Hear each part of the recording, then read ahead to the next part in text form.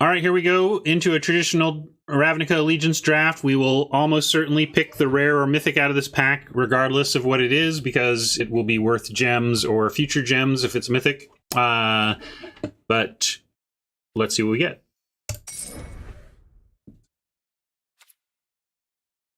I mean, but you are, right? Like, you are defying gravity while sleeping. I mean, you're not at the center of the earth, are you?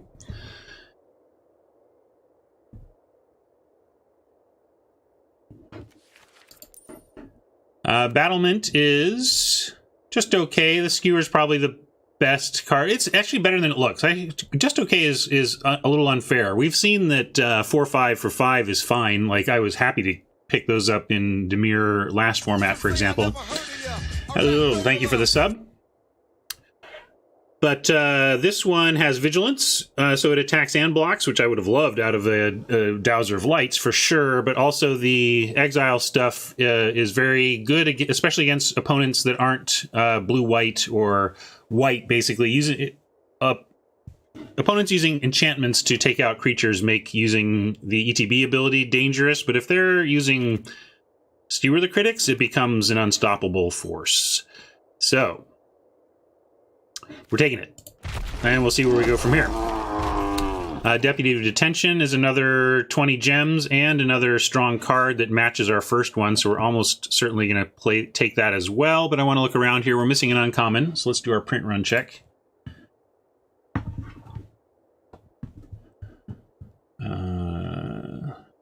Well, I don't have it. Here it is.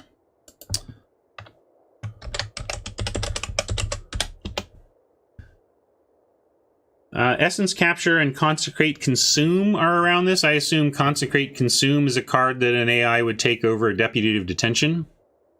So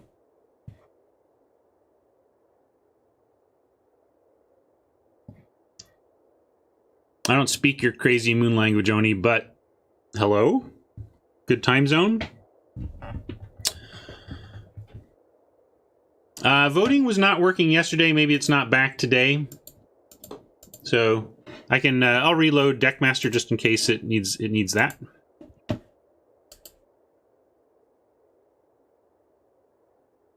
Yeah, Deputy Detention and Battlement has some interesting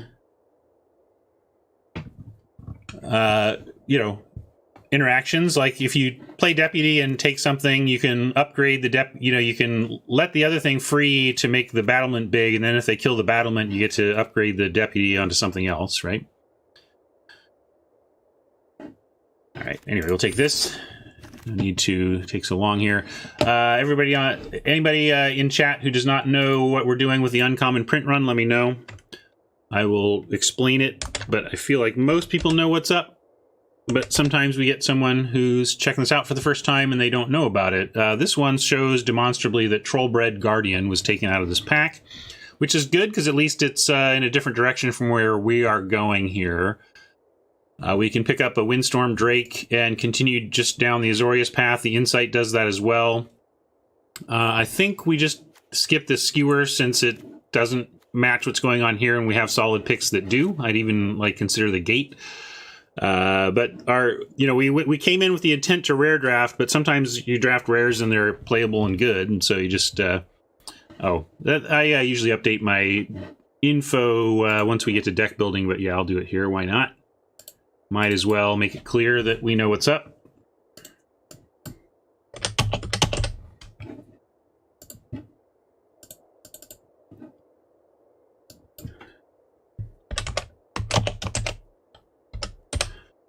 There we go. Now that's updated. So is voting working yet? No, voting's still not working. Okay. Enforcer is pickable here. Yep, for sure.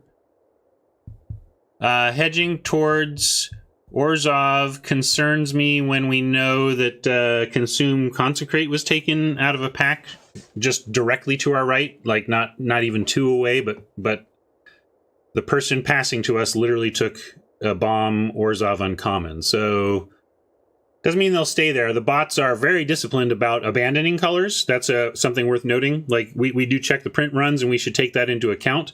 But the bots are absolutely disciplined enough to say, well, no more black-white came. We're not playing this first pick Consecrate. But in that case, you know, we're still not getting black-white anyway or whatever. But I can see the Enforcer, but the Detention, I don't think a new color. I don't think this is so much better than the Azorius options that I want to take a new color here. Does that make sense? I'm gonna the Drake for a bunch of flyers, but I even like the Insight. Knowing how good the Acuity can be, Insight is tempting. But Windstorm Drake also tempting. It's just there's a lot of other stuff to do up in the air at Wujo doesn't know anymore how the bots work. I mean, there's a lot of things they could be doing to it without telling us exactly. I think they would put it in the notes, though, if they did any major changes to the bots, but I don't think they're going to put it in the patch notes if they tweak numbers in the bots or whatever, so... Yeah, Insight goes with everything. That's what I was thinking, G-Grap. I was kind of attracted to the Insight for that it's just like... Yeah, I'm going to do it. That was my instinct, so... I'm going to take the card I want to do. And then we have a Grasping Thrall saying, could have taken that black card. Let's check the print run again here, though. That's going to help us a lot here, I think, understand what's going on. Or hopefully... Now, Gate Colossus and Terramander are missing. And actually, the bots don't seem to really respect Gate Colossus, so I would actually expect Terramander is the thing missing. So it kind of seems like maybe we're fighting upstream with a little bit of... Esper-y colors, but there was also a Trollbred missing, so maybe the uncommons missing from our packs have been across too many colors to really draw any conclusions from at this point, and we just keep taking the best thing in front of us. In this case, I think that's clearly the Thrall. I want first Thrall over this if we end up anything Esper-y. Oh, great! Another 2 uncommons. I mean, this is as clean as clean. I can't remember the last time we got straight clean 1 uncommon missing from packs 2 through 5 before. So this is really complete info at the very least. Unfortunately, it's not conclusive. So this is Vindictive Vampire missing. Daggercaster and Biogenic Upgrade have Vindictive Vampire in between. So we are kind of seeing that we may be fighting with blue. Like Esper, we may be fighting for Esper here, but hopefully if we're falling into some, a 3-color Esper thing, we have the better ability to fight since we can at least draw from 3 colors, but we're going to need to be looking for gates here, I think. It's not like we can say... I don't feel like we can abandon these picks and be like, well, I guess we're Gruul then, right? Like, because we got to listen to those signals. I'm not going to do that. We just have to be aware that we're probably going to be 3-color and need to value some gates pretty highly to make sure we hit playables and can then cast them. Yeah, and I think this is just Orator as a dumb 2. Courier is a dumb 3, and Panther is a pretty good 1. But I think we're closer to this. We have a Thrall that we might splash or whatever, but Courier goes towards High Alert in a way that I think is interesting, with Deputy of Detention and Lumbering Battlement both actually getting better for it. So we have maybe some High Alert coming. So let's take the Senate Courier. There's a Clear the Mind, but I see a Plague White and a Thrall that make me say we need to be continuing to keep an eye out for an Esper path here. I'm going to take the Thrall. If we were for sure Esper, Orzhov, I would probably take the Plague White to keep our curve low, but this is more splashable in Azorius Esper than Plague White is, so we'll take the more splashable card.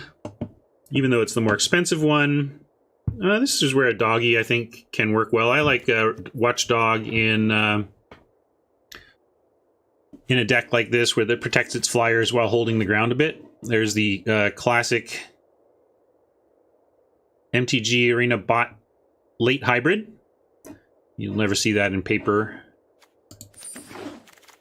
So I hear. I only play on Arena anymore. Hey, look, we got insight back from our first pack too. I think we take that and hope we run into an acuity, or we can take the courier and hope we run into the high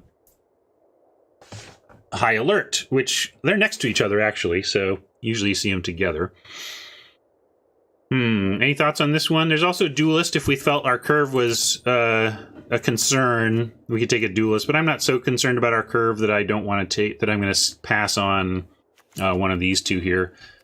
I think we'll take the insight number 2. Here's a clear the mind. All right, I like this. Ooh, this is an interesting pick.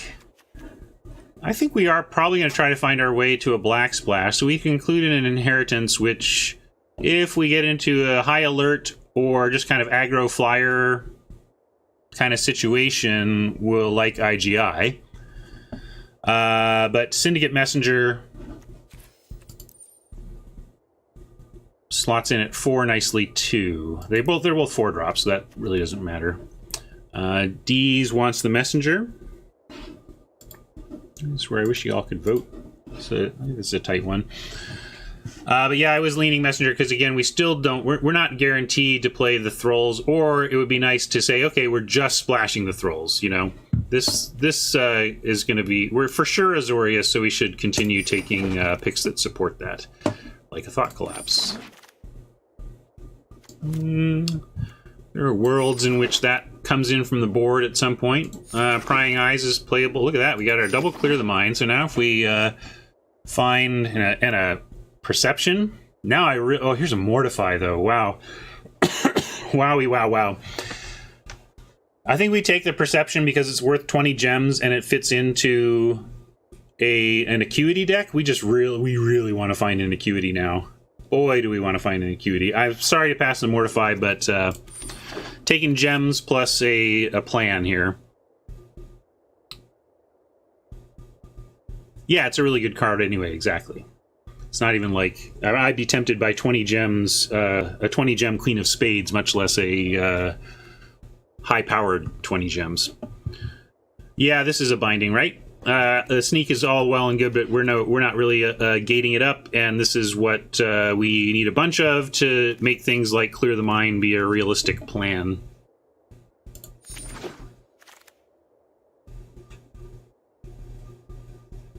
There's a final payment that also contributes, but I kind of want to take a guild gate here. We don't have any yet. We've actually gotten some pretty deep picks. You know, I'm not concerned about playables. I think we'll wheel some stuff from here. I don't know where we're at on black yet. So, given that I would like to be able to play these, even taking the Azorius gate is really going to help with that. And we'll wheel something good out of this. This is pick 3, so 9, 10, pick 11 should have something solid, I bet. Like at worst. Yeah, there'll be something solid at pick 11, I bet. We can take a Sphinx's Insight. This goes right along the high alert plan, though. This is kind of more your 20 gem Queen of Spades. We might play her if we ended up splashing black, but it's not like we're doing too much in the way of death triggers. So it's really, that would just be a 20 gem pick if we wanted to take Teysa. And actually, I think we do.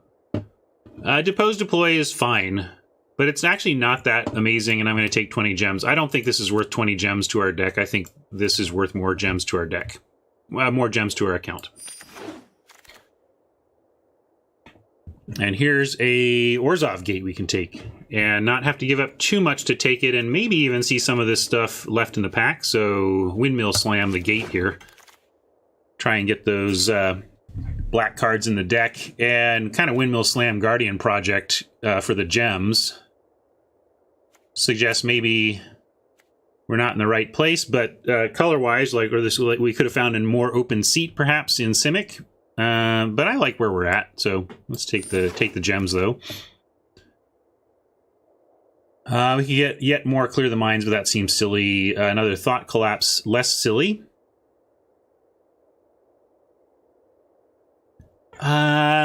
I've played the card Persistent Petitioners, but I have not played a deck with 4 or more of them, which is what I consider a true Petitioners deck to be. We did have a draft where we could have had 4 of them if I'd prioritized it, but I took straight up better cards, and then the Petitioners didn't wheel. Let's take another collapse here.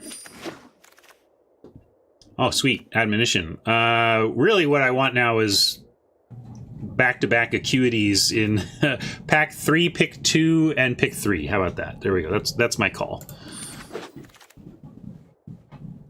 We'll take a Mungie here, maybe. Yeah, late admonition was a good sign. Probably just want this Shimmer, although we could take a Gate. We did have, like, a Volley that we could consider splashing if we took a Gate here.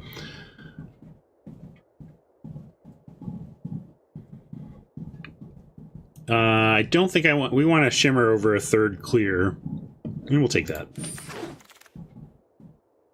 All right, here's pick 11, which we expected something to come back from, and sure enough, we have a choice. I don't know if we have the control elements to really go all in on the Clear the Mind. If we were doing, and so I guess I would take the Griffin here. Let's check Curve, though. Savant might be correct. Yeah, maybe it's Savant. Let's just get Savant as a solid 2. Curve considerations, indeed. All right, fine. I'll take another... Well, we could take Bladebrand, but that's not going to make our cut. It is an instant we could play in the main deck, in the main phase, though. If we do end up with an Acuity or 2 from the 3rd pack, we might run the Bladebrand if we're all in. You know, we ditch the Thralls even and are just all in on the Clear the Mind plan. Do we ever run 3 Clear the Minds? I guess that's what... Because the opportunity cost is like a 3rd Clear the Mind, which I don't think we're ever running. Unless we feel like in the CTM mirror, it's all about who has enough Clear the Minds to make it through the milling and removal. Yeah, actually, I like that thought, since it's best of 3. Another Thought Collapse. Another Thought Collapse or a 4th Prying Eyes. How about just... We can go... I think 4 Thought Collapses is too many, but like 2 Prying Eyes is too many. Right? I'm going to take a Prying Eyes for variety, I guess. Okay.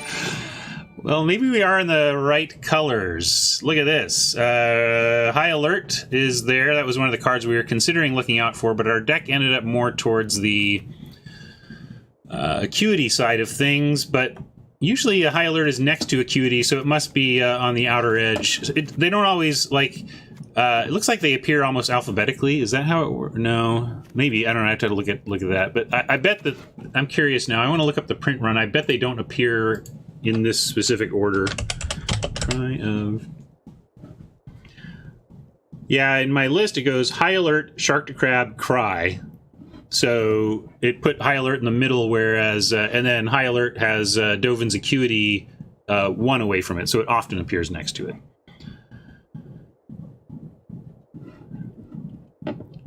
Wujo, yeah, I know, but did they ever run, and would they have run...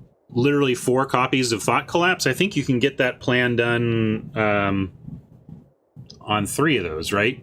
And then hopefully you're not clogged with collapses. That's the thing I would worry about. Yeah, we'll take another Battlement here, though. Oh, I don't need to put it in the board. We're just going to main deck it and take the gems happily. Here's a Depose Deploy we can take. There's a Gate as well. But I think I want to take the powerful uncommon. Reasonably powerful. That's the thing. I think it looked more powerful than it has played out to be. I don't know how you all feel about this card, but I feel like it's... I thought it looked great, and instead it has slipped to fine. It's fine. Hey, Queen. How are you today? Yeah, if you're just doing that... Well, we'll probably get more chances at collapsed thoughts before this one is over. We can snag additional... We could take creature-based win conditions, but I really think, we could do the Thought Collapse, Clear the Mind, get rid of win conditions and just... Although we have Lumbering Battlement, I mean... yeah, this is a tough one. But I think... Because if we want to do low win condition, clear the mine milling, which I'm down for, we have the tools. We don't, you know, acuity would be nice, but we don't even necessarily need the acuity. It just makes it harder to survive. But we could still run that gambit. If I get 7, that's 28 cards right there. Yeah, if you're talking about thought collapses, yeah, we might still get more of those. But I'm just trying to decide if we want a great win condition or a gate. But then again, if we get the gate and we're not taking that win condition, do we even play the Thralls? In which case, why do we need the gate? Because the Thralls are currently the only thing the Orzhov gate is for. So that's me talking this through. Where does that leave us? We have the 2 battlements, though. Yeah, no Walls of Lost Thought yet. I'm going to take the good threat. Oh, we only have 1 Vanifar. So taking her is not 40 gems, and we only have the 2 mythic rares, but we could still take her to get closer to our 4x. So in a sense, she is this would be a gem pick, just not an immediate payoff gem pick. And we have 28 cards minus 2 gates. You know, we're very full on playables, so I do think I'm going to rare draft here. These would be fine or whatever, but you know, I think we could run a deck with what we've got now and be pretty reasonable. This makes me want to take the Thrall. We only got the 1 gate though. Maybe Orzhov Locket comes around. We can also take Admonition.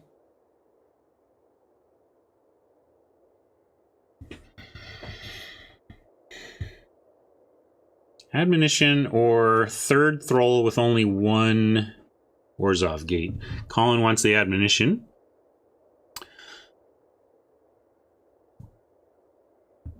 Yeah, I guess we're not sure enough to be even playing the Thralls. Alright, I'm down.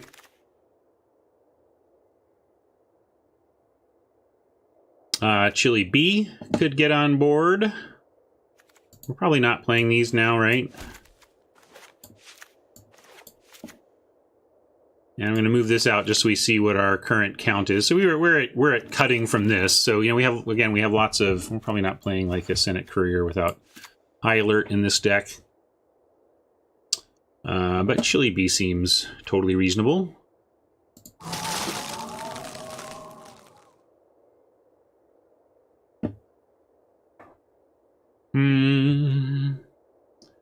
Lock it in case of splash. Yeah, let's look at the curve. Got 3 things to do before 3, but if we, you know, then we make it to 3 and we start arresting and collapsing. I mean, if 3 is high cost, then yeah. Like, we're a little short, a little lower on 2s than we'd like, but if we can make it to 3 without being under insane Rakdos pressure, I think we'll probably be pretty good. What we don't want is for them to get, you know, we're on the draw, and they slip 2 threats underneath Counter Magic, and then we're holding up Thought Collapse while already under pressure. You know, that's like the nightmare scenario for the deck.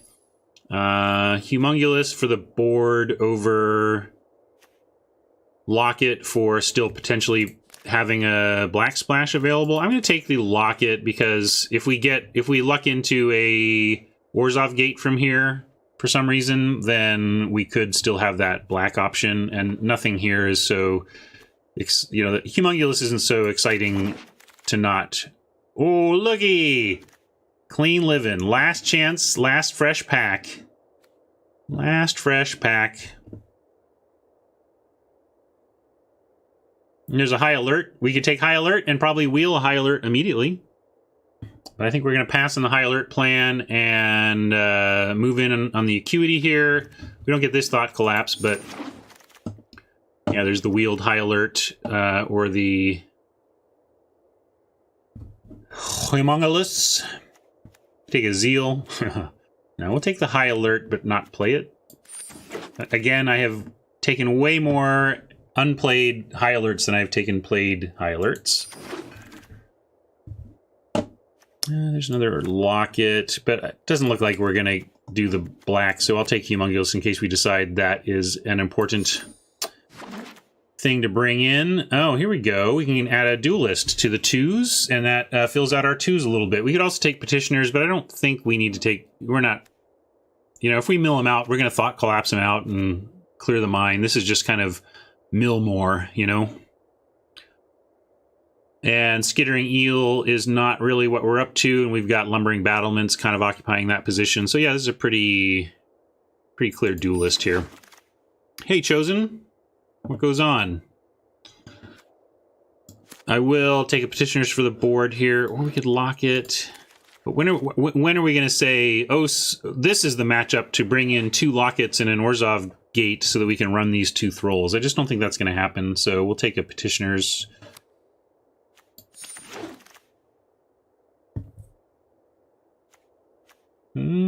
Maybe we play that, or at least have that out of the board if we really think like this. I think we start the kitty in the board, but if we face Rakdos, we'll be okay with having a 3/1 on 2 that can get in the way.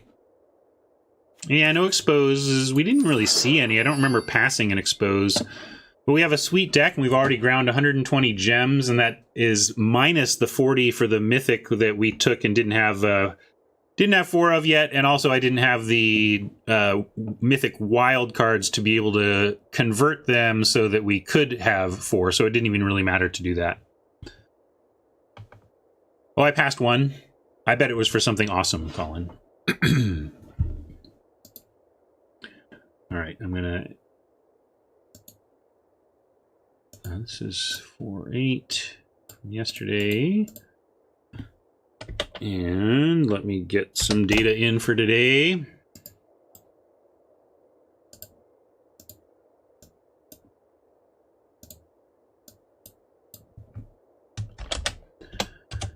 Traditional draft of RNA, and we're going to end up straight blue-white. I will refrain from putting in the win-loss yet. But mainly I want to get this gem grind noted at 120. All right, let's get some profit. Let's get some wins. We have 5 cuts, and I think we really just want to move in on the spell-based plan here for the most part. Cut a messenger. Keep the 2s. Maybe we cut it, except maybe we cut the watchdog since... sure, Rob, what's your question?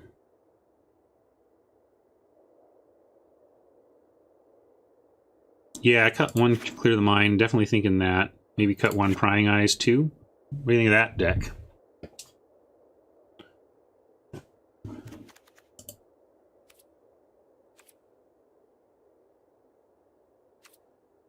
I don't want that. I just want to see my numbers. Can you see my numbers? Thank you. 7 creatures, 16 non. Cut a collapse and then bring in what? More creature defense. Just run this because he's good. That's a lot of 5s though. And I like... Although the maybe cut a battlement even. Maybe 1 arbiter, 1 battlement instead of 2 battlements. Although just a 4/5 vigilance. 4/5 vigilance that can be blocked versus a 2/5 vigilance that can't. Like, that's, I think, probably just better for where our deck is at. So, like, I think that might even make some sense. Especially since we took out the thralls. Yeah, the messenger is multiple blockers. I kind of like that idea.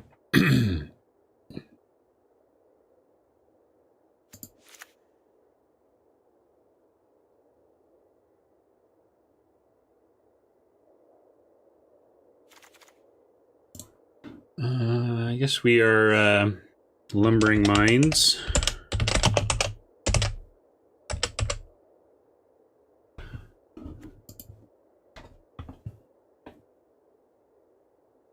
And I think I'm going to go with that, unless anybody has a strong concern about anything here.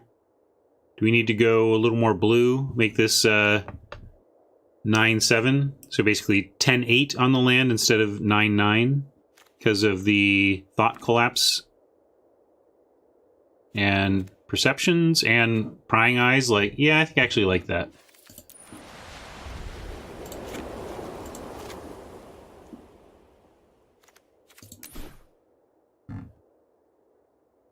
That seems more correct to me. So we'll grab that instead.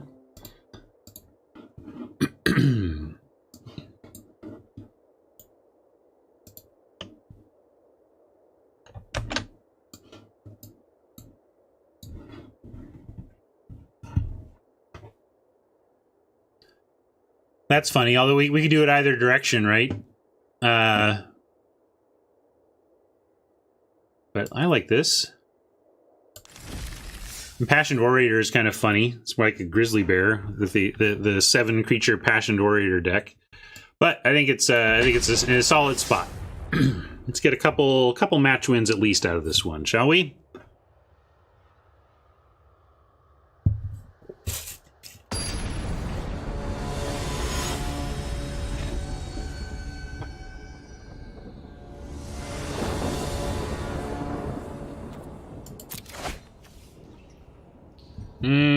Well, glad we have extra blue. I'm going to keep this on the expectation that we'll find some blue here, and then this hand will be fine. Desperation to pose if necessary.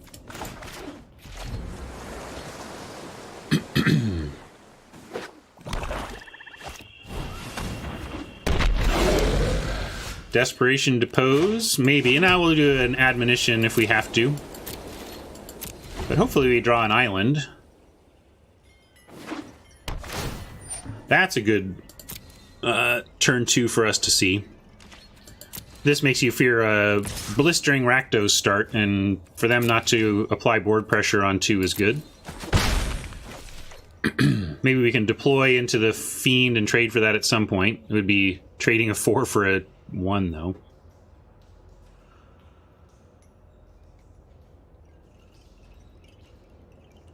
Oh, sorry, I don't think I ever saw or answered your question, Rob. Is this it? Drafters don't have problems getting good rares and mythics, but I can't get the bad ones because the bots take them because rare. Yes, that's true, but they're also doing that because they're reflecting human-type behavior. Although, if Wizard certainly has the knob of... I'm going to go ahead and use this here, try to find some more land. I mean, they can adjust the bots to pick... rares and mythics over everything. They could literally have bots never pass a rare or mythic, and there's not much we could say about that other than that's just something we need to be aware of about their bots. And so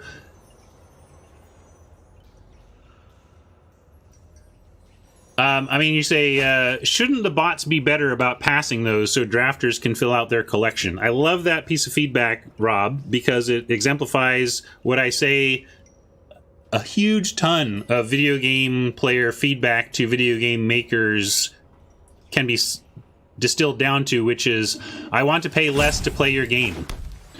Wizards does not want to allow people to complete their rares and mythics and collections faster because they want people to spend more money on this game.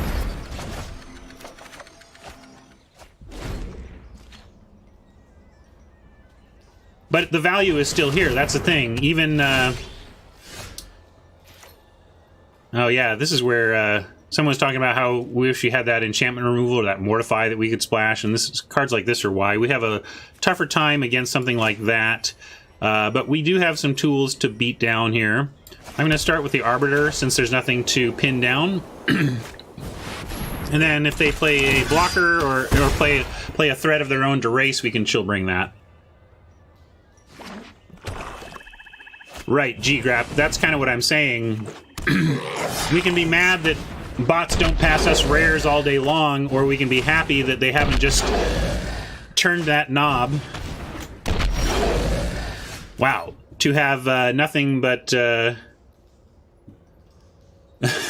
That was a funny turn from Oppo as I was sitting here trying to talk. Yeah. Anyway,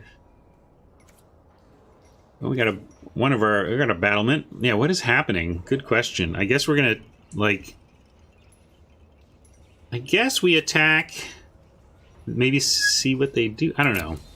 I don't know what we're doing here. I guess we got to chill bring and go for that life total. And we can pin down Spewer.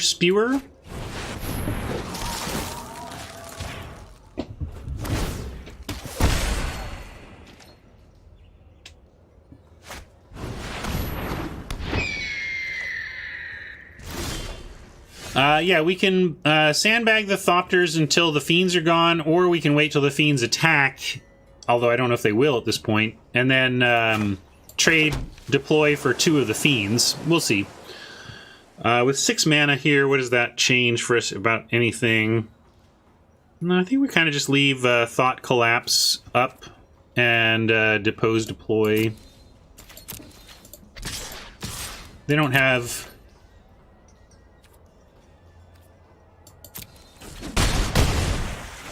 a great racing situation. I mean, the Messenger can attack if they want, but they're dealing 3 a turn, and we're dealing 5 minus the 1 life gain, so we're dealing 4 to their 3, unless they do so, and then we have life gain on top of that, so I'm comfortable passing with our instants available here.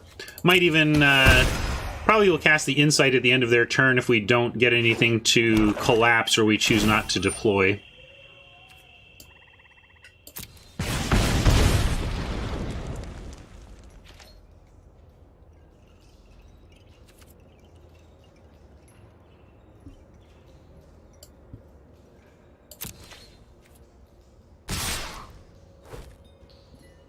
Yeah, I think it's worth it. Let's just deploy here and throw the Thopters in front of... This is non-token anyway, right? Yeah, that's non-token anyway. So I like gaining some life, creating a couple of blockers, blocking 2 of the Fiends, and then those Fiends basically just have to go to our face. And that's not a very exciting result for them. And I think we can go ahead and risk putting... this here, we don't have Thought Collapse if they have, like, Blade Brand, so that's a risk here. So I'm gonna risk it, though.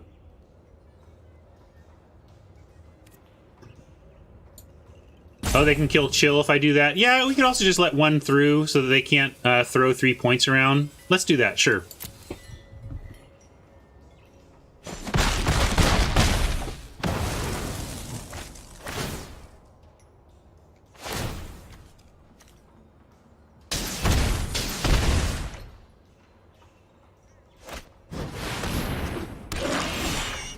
I wish we could have collapsed that.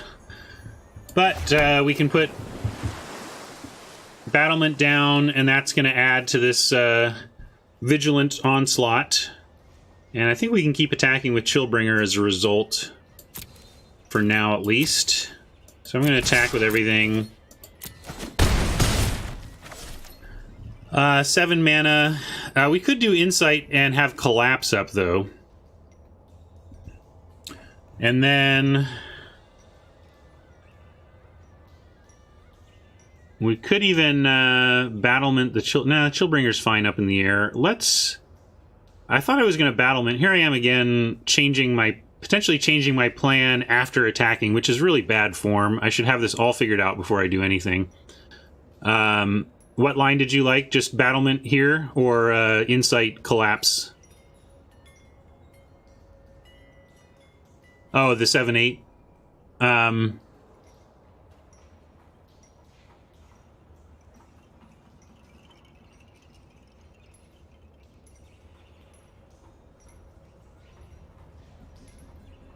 Well, the thing is, this is going to create a bunch of chumps / potential even attackers in the air. I don't think we want to take our flyer away. I think the potential for these flyers to get out of control. In fact, we might want to just keep the Chillbringer back in the future and start getting in with the Arbiter.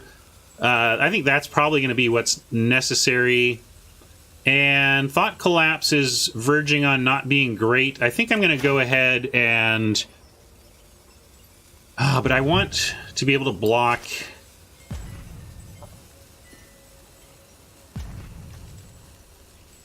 Yeah, I guess it does trade, though, right? Okay, they can't attack with the transport. Okay, I'm in. We're gonna risk this because we do have some life to gain. We have perception to go get more stuff, and what changed my mind was realizing that the battlement was just going to trade with the transport, and that was unacceptable. This is actually not that bad. I mean, they take that, but we have card draw anyway. It's just not as good.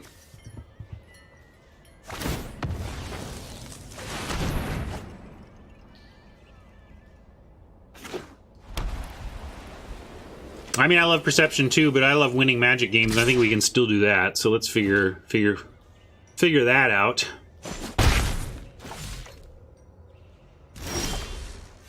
Really would like some air support.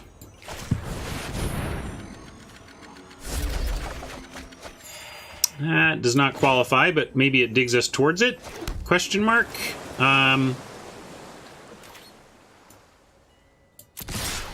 We're definitely coming in like so. They can put transport and Footlight Fiend on the battlement to kill it, but that's a trade I'm willing to make. If they want to do transport and Fiend all to unleash a Chillbringer again, that I can live with. We can also just put all the damage on the transport if we don't want to kill the Fiend, and then actually that's even better, right? Like, why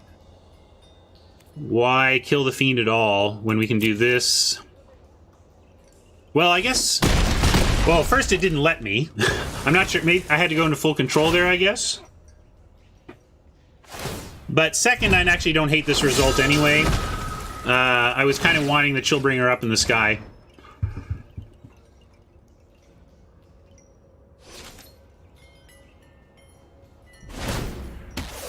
But I do want to figure that out, because that was a place where I might have let that happen anyway, but I want to be able to make sure to assign damage manually there in the future. I guess you have to go full control. If full control doesn't allow you to do it there, then what is full control doing, and how many Footlight Fiends are we up against?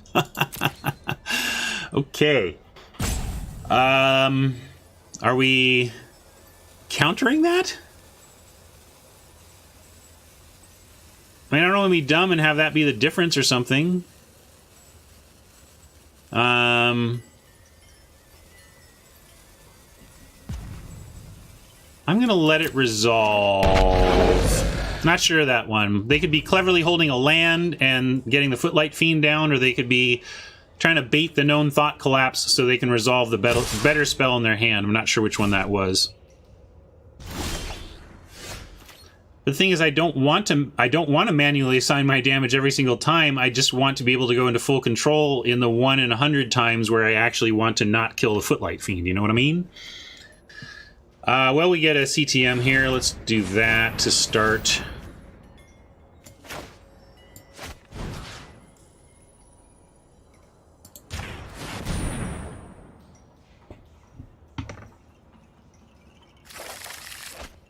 Okay, cool. And it's exile, so we exile the messenger, and they don't even get the creature out of it. And maybe that means we're cool with attacking with the Chillbringer now? I don't want to... Oh yeah, we could also make the tokens just go away. That's an interesting thought. I was thinking... I was thinking about the messenger, but it's really the same kind of situation. Yeah, let's make the tokens go away. I like that. Then if they do something to kill the deputy... we don't care. Like, the deputy's already done, I'm gonna say, their job. And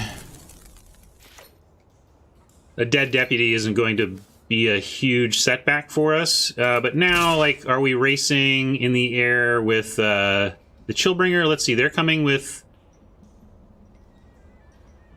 We have Thought Collapse. I'm gonna... see if the Knight Arbiter can get there. Yeah, but is it? No, because they have this activation. This is a tough one to math against while streaming and thinking and playing and talking. Like, there's a lot of fiddly math going on here between Footlight Fiend, Spear Spewer, Ill-Gotten Inheritance, pinging, activation possibility. Like, it's all, it's a lot. So I think they may be going here for hoping we block both. But I'm just going to block only the Messenger. You want to block everything, but then we lose the Chillbringer. Do we just lose the game if we don't block the Footlight Fiend? I don't think I want to trade the Chillbringer for... I don't want them to have a 1/1 flyer. Yeah, so I'm going to just block the 2 power. See, make him have something else.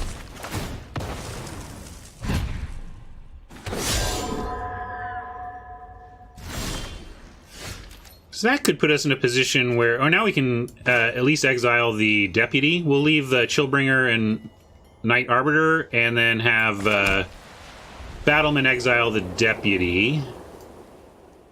And now we can start attacking with Chili.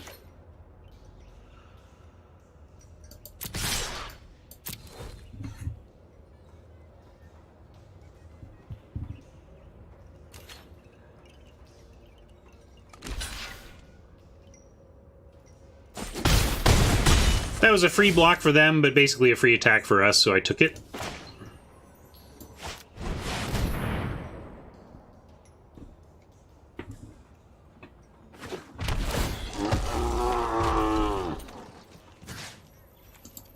And we're going to keep Chili up in the air here.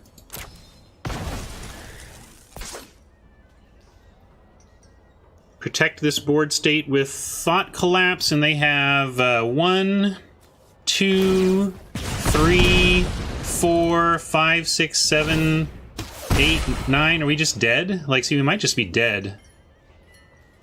Or we go to 1?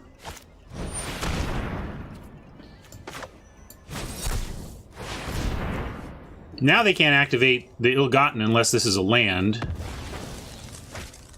Again, the math has been very hard to work out on the fly here. I'm just trying to follow my gut rather than count the possible pings at every turn.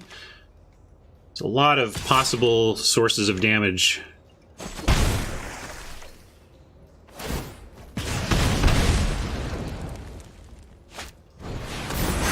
I see. That was a powerful play and explains all sorts of things, doesn't it? But we get that. Which maybe we should have thought about when I played this. We could have taken the Ill-Gotten earlier, but we were thinking in terms of creatures. I didn't read the card. Do you all remember we could have gotten the Ill-Gotten? I completely forgot. We're going to take Perception. Well, we'll attack first.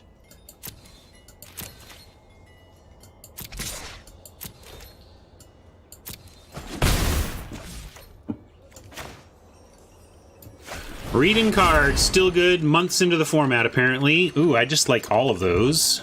Right? The Thought Collapse, definitely, and then Admonition. Yeah, this is all great.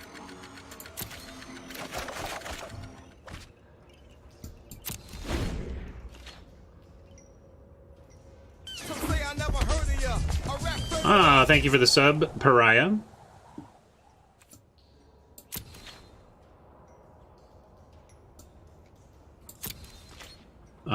Let's go ahead and deploy then.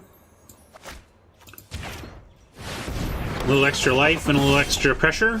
Oh, now they're up against it.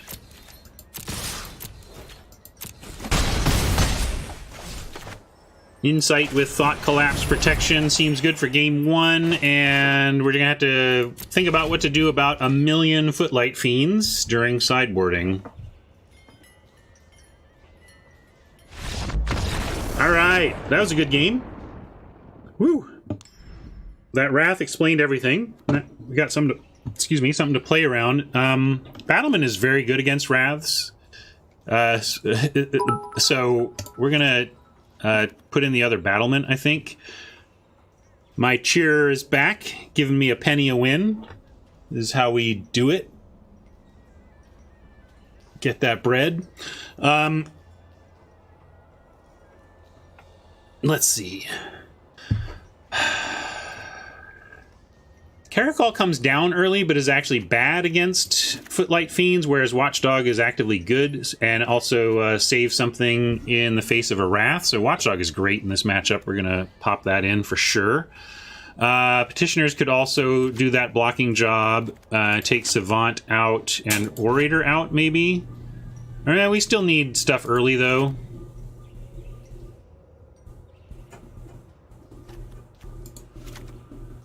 Like, I think we want to take out, like, Prying Eyes. This goes here. Maybe even...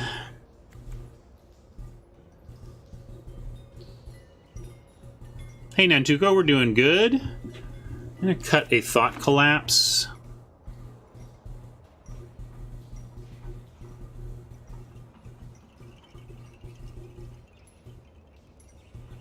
I don't think we need to bring in High Alert. I think the long game plan is still solid here. Yeah, the CTM plan is still just kind of where we want to be. Okay, 21 seconds, need to cut 2 cards.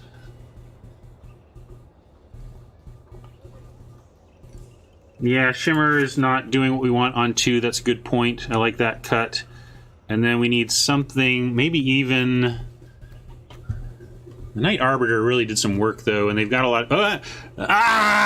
No, Ryan, you knew it! That was bad. We really needed to make those changes. Sorry.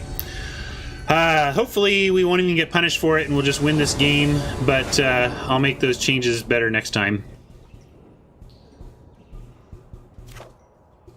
I was even ready to submit 41 there, and I just missed the... missed the click even on the 41. And this does not look great for us, so I'm going to mulligan. This does not look great for us, but I got to keep and hope we can scry to something better. Oh, thank you. Yeah, we'll keep that. A Footlight Fiend, I can't believe it. I bet he can't cast another one, though. Where's the enchantment? I bet this has the Calamity in it, right? Seen all these 1/1s. No Goblin Gathering, though, yet. Another Fiend? Do it. Drill Bit. That hurts. Not gonna lie.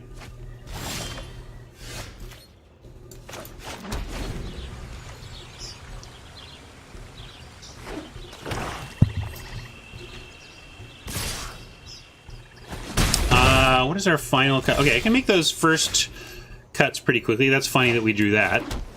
Obviously, we'll throw this Footlight Fiend back. At least Oppo mulliganed and isn't putting a ton of pressure on us. We might be able to recover here. Yeah, we get to keep bouncing stuff, get some life. I think we can pull this out.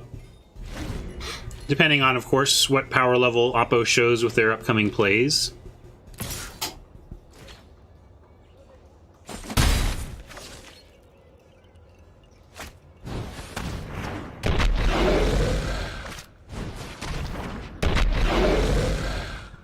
Come on, something to block those turkeys.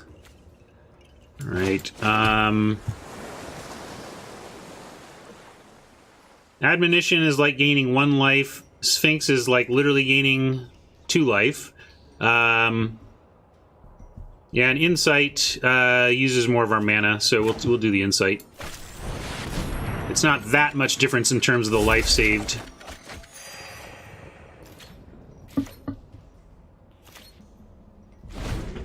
That was my mom talking, Oni. My mom somehow slipped out there.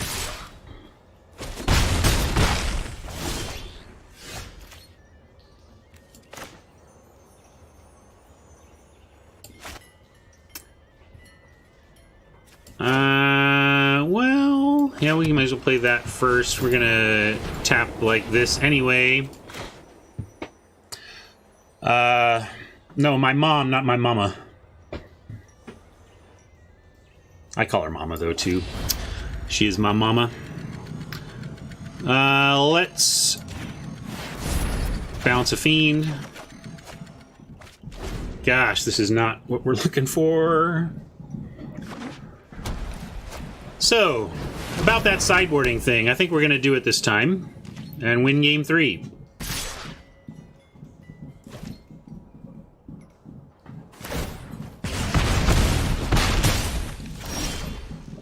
Prying Eyes should be good next turn? How is tapping out to draw cards in the face of this onslaught good for us? I disagree, and I think we actually have to clear the mind and find something this way. I would rather find something we can play than Prying Eyes to nowhere. Like that. See?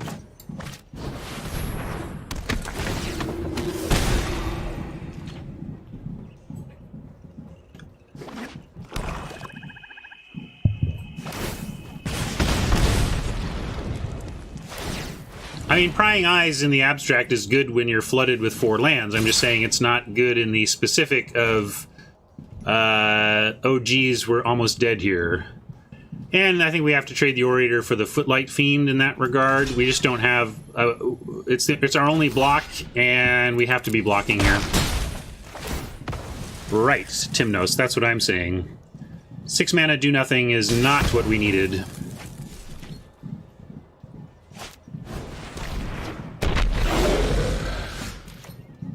Here,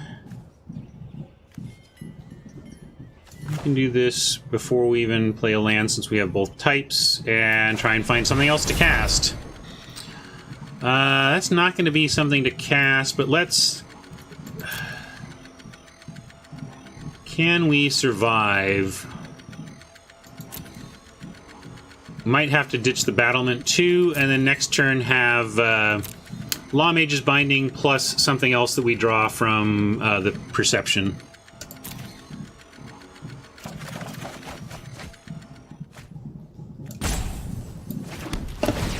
Yeah, we're super dead now.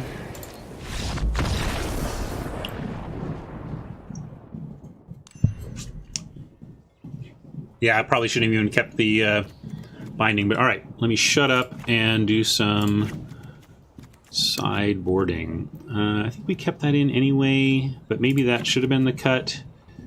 We cut a Thought Collapse, we cut... I don't think we cut anything else, and then we wanted Doggy. The second Battlement is good against the Wrath, and Thought Courier good against his small attackers, and Petitioners we also thought was good against that. I feel like we kept more 2s in, and maybe we should. So we have a whole minute here. Anything else? We could put in Sage's Row just to continue to have more low presence. It's just going to die immediately to everything. I like at least 2 toughness where it blocks a Fiend and the Fiend has to go after it, whereas I don't like blocking a Fiend and then it gets to pick off the Savant for free. So I think we're going to leave the Savant out. We could take...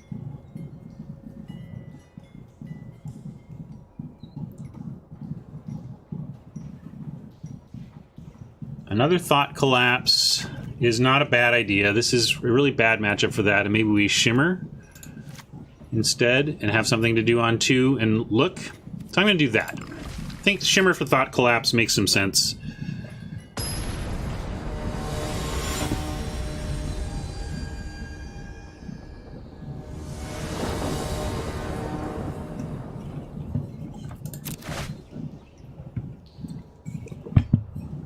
Okay, I think we can work with that. And Oppo has mulliganed to 5. I think we can work with that. Thank you, Timnos.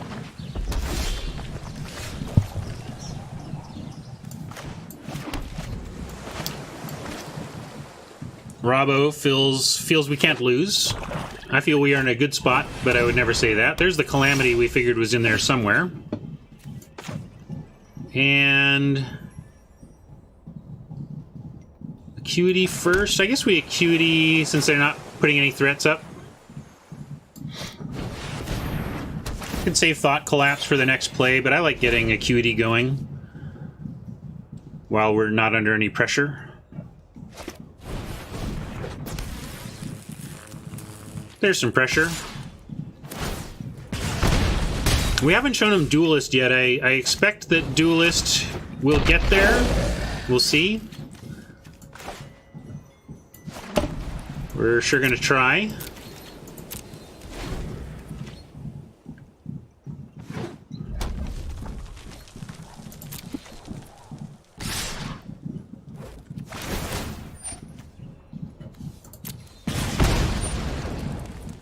Let's do this now.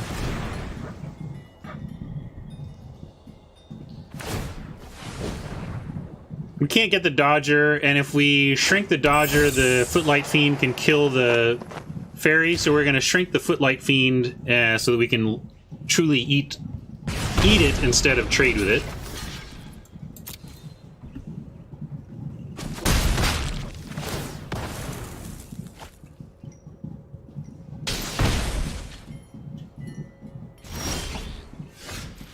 Okay, that's an interesting draw. And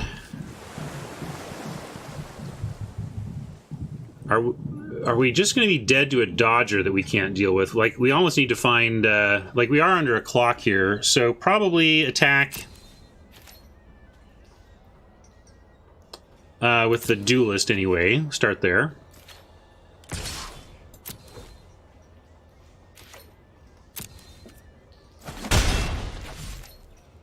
Collapse and deploy. I mean, Oppo just makes the Dodger unblockable, so we're not getting them with the deploy. We are going to get some life and some attackers back the other way if we do that. Depose. But I kind of want to deploy in our main phase if we're going to do that. Get the Acuity back.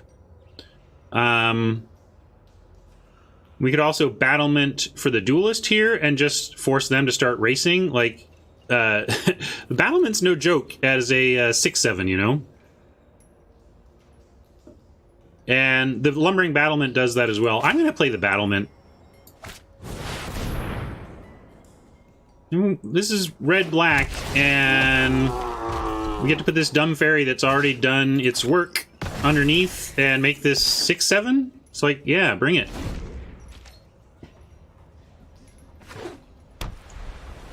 Get in some battlement loops.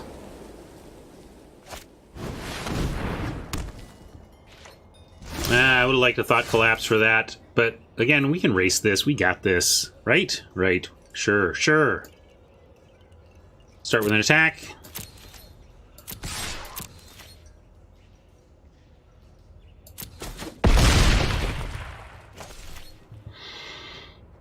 I mean, battlement on the battlement is not the worst play in the face of knowing about a Wrath, knowing a Wrath. But yeah, we could also just do it and not exile anything. I think I want...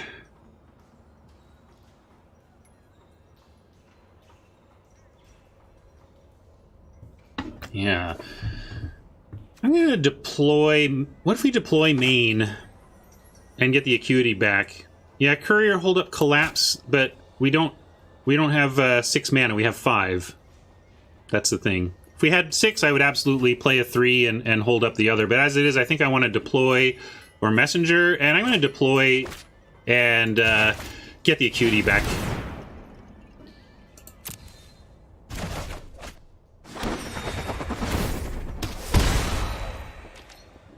We keep our life total up, we make blockers, we... You know, yeah, they are one white away from being able to Wrath, as was pointed out. But I like to expect that might happen. What a weird deck. Like, this hyper-aggro Rakdos deck that's splashing a Wrath? That's weird. That must be... Yeah, what are they doing here?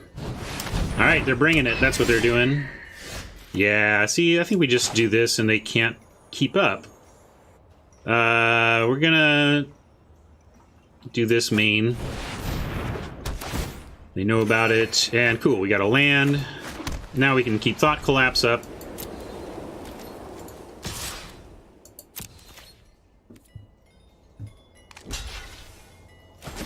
They're down to 1 card in hand. They're chumping with the messenger. These are intimidating, but we have such a high life total and such life gain action coming that I'm not super worried here. And we have Thought Collapse ready for the next thing they try.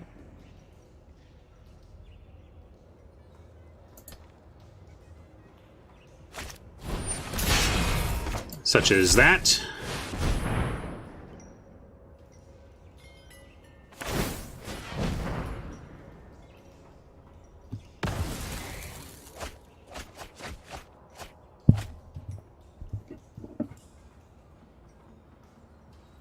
They might just scoop to Insight into Acuity if we find a 7th land among them.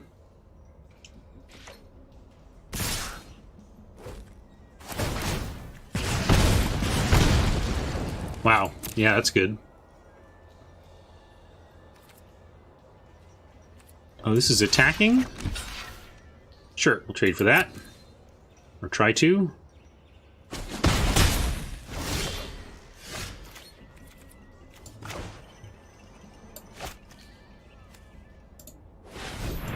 Do it like this. Make sure we keep extra blue for what that's worth.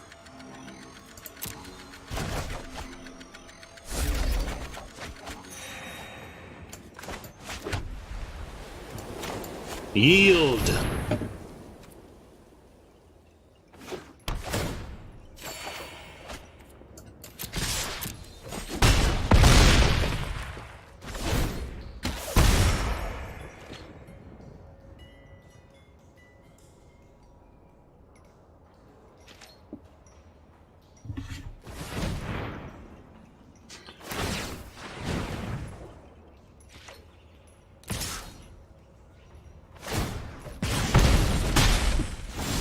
Someday I'll have a main deck Cavalcade of Calamity, but it still hasn't happened.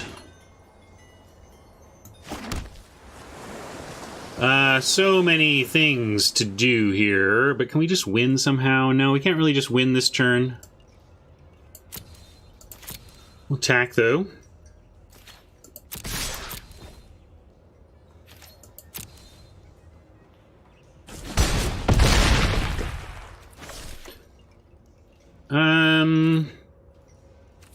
I like Binding, Admonition, keeping those up.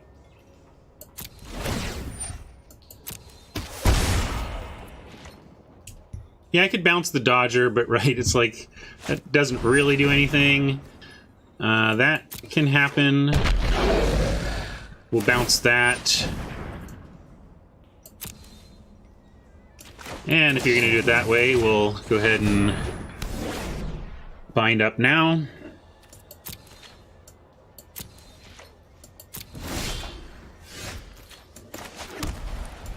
And this should elicit the concession. Alright. Well, a little sideboarding snafu there in first, but we did get ourselves a match win. Good to know my anonymous cheer is paying me pennies for each game win and not being stingy and holding out for match wins. I appreciate that a lot. And we need to claim that prize. Jump back in.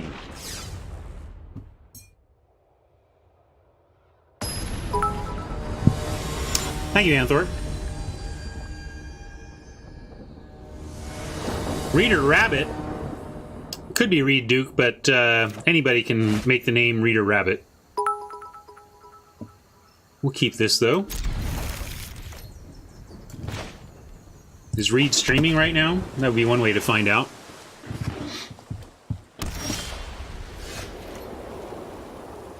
Cool. Hi, Reed.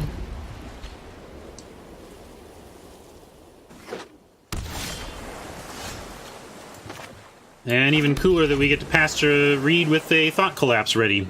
Oh my god, it's going to be CTM mirror, isn't it? I guess we let that happen.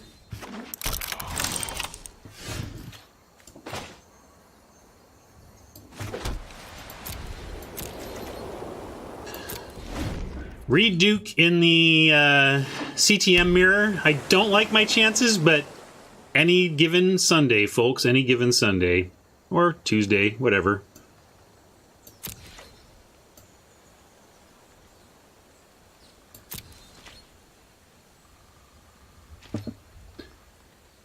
Let's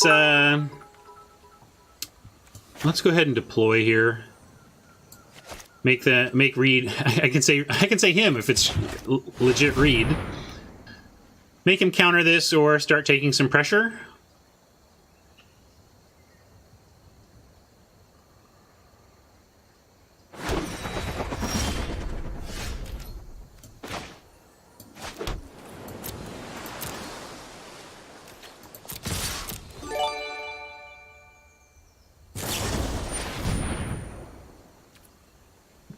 Yeah, I don't care about that.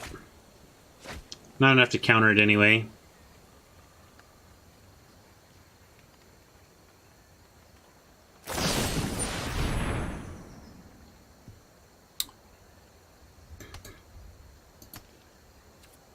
I don't even care enough to counter that. We still have a threat, and Reed doesn't.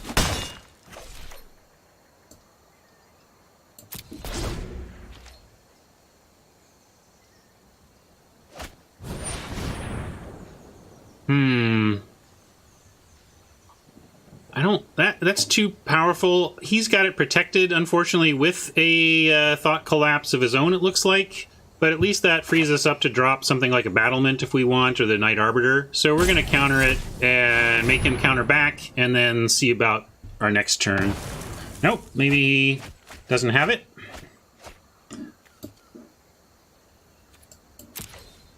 Yeah, this is going to be a heck of a matchup. Oh my god.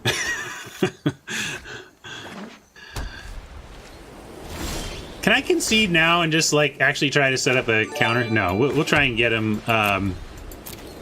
But we may wrap up the stream after this match. I may wrap up my career after this match. Well, everybody, it's been a good run. But I'm afraid I'm going to have to let Mr. Duke have this one.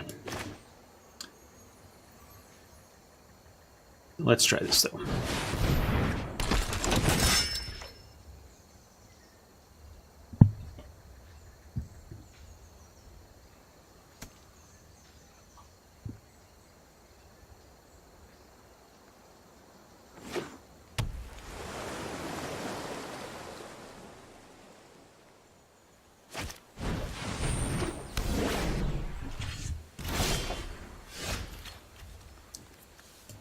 Let's see, we have 7 mana. We can try and get the Admonition. We can just battlement and exile the Arbiter if that resolves. Reed did not show a counterspell to our counterspell, so I think he would have had to draw one to be able to counter this. I'm actually expecting more like a pry based on what we saw. I'm expecting him to draw 4, discard 2 here. So let's start with an attack, though. Maybe it's possible he'll do something to the flyer that affects our decisions. Yeah, he could sack the locket, but the point is, I think we're safe to cast the battlement, unless he found something in the last couple turns.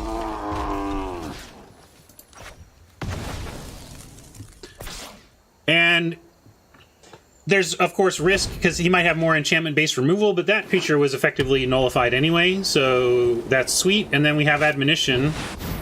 In fact, that's actually fine for us. Like, normally I'd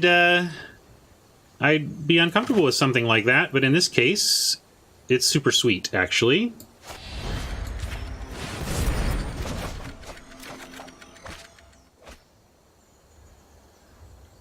And I'm going to just battlement as a 4/5 here with shields down across the way.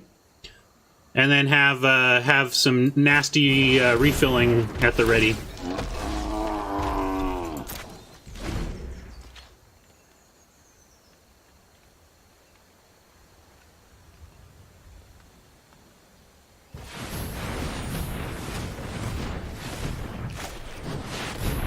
Well, I was right about prying eyes. I just didn't know there was going to be a mass manipulation ahead of it.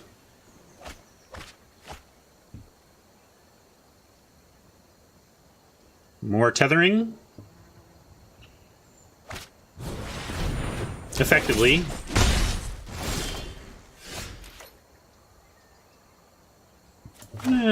Go... I guess we could... Yeah, we go Acuity and then into Perception.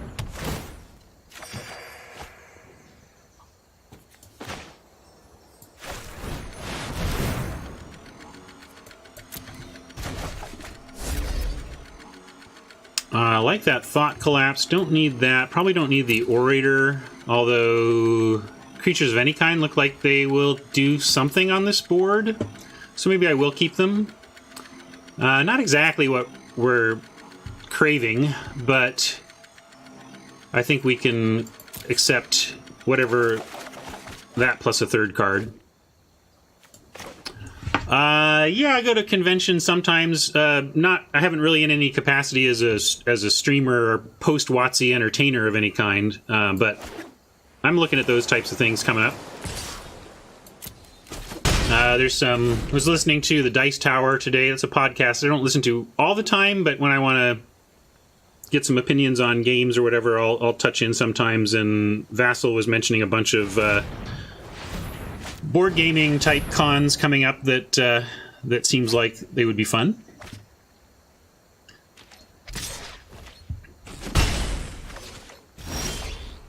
Gen Con I should go to. Hey, thank you for that sub. Hey, Nick. Good to see you, man. I have never been to Gen Con, which may surprise many of you. It surprises myself in many respects, but there you go. I'd love to go. I should do that sometime. I'm just gonna play that land. Let's put the Acuity out and see what it produces.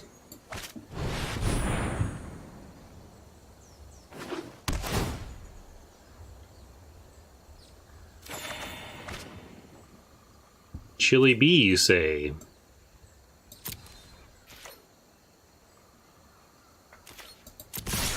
We have 7 mana left. I don't want to drop below Thought Collapse mana, so we're not going to play... Ooh, well...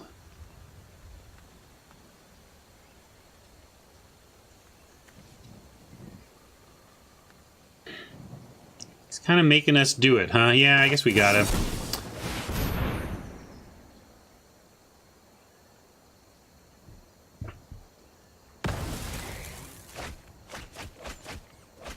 Alright, we cleaned his Acuity and one Clear the Mind. Is the other one yarded? Alright, both his Clear the Mind... Well, assuming Reed is only playing 2, we got both Clear the Minds in the yard.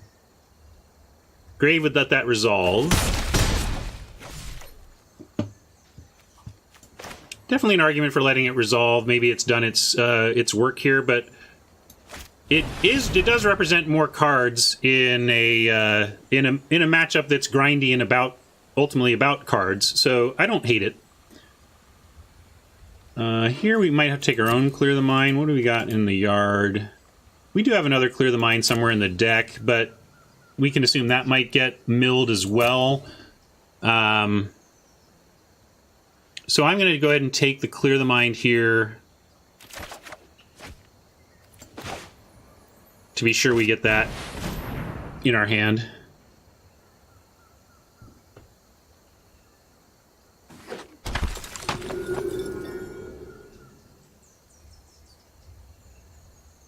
A little sloppy to Orator before combat. I could wait till the end, but there was really in many ways an F6 type or an auto pass type play.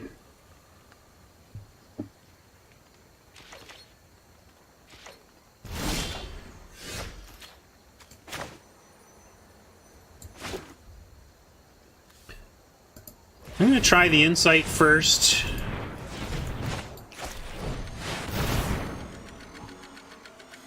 Again, we're looking for this to win this card attrition battle. That's why we protected the Acuity.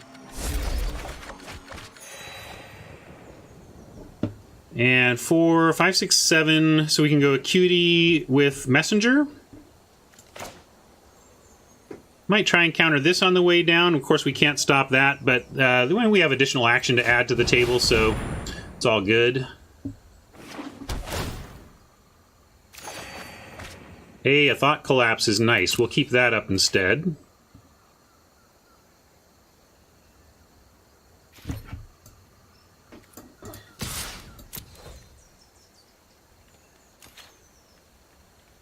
Minor mistake. I again did the thing. A leak I have is not wanting to think about land in the context of planning my turn, so I'll just play one out. And then we drew a gate, and we should have played the gate, right? So we should have 3 mana and a gate, tapped gate out. Unlikely to matter, but if we end up needing all of our mana next turn, and this ETB tapped gate leaves us 1 mana away from something super sweet, the Magic is a game of inches, and it could cost me.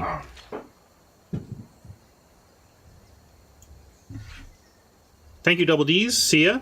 Don't worry, we'll be here when you get back, I'm sure. Still playing Reed in Game 1.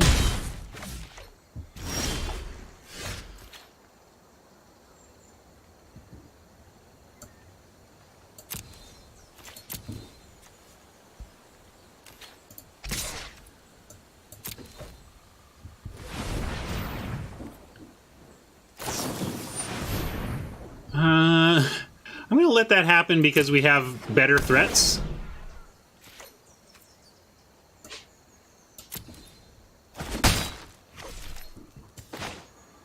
Here's one of them.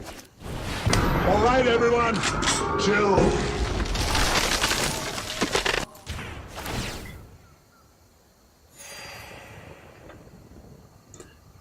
We have the mana to play the messenger, but not while keeping the Thought Collapse up, so I'm not going to do that, although we could play the Clear the Mind here. Yeah, let's do a Clear the Mind.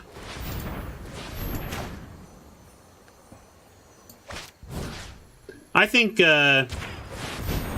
situations like this are a reason for WotC to consider match timers on top of the system they have already, maybe. I don't know, I haven't thought too much about it, but yeah, we gotta protect these Clear the Minds. It's a big, this is one of the major counterspell battles you'll have in this format, in this matchup. It's over the collapsing and the clearing. And we got Acuity back, that was lucky.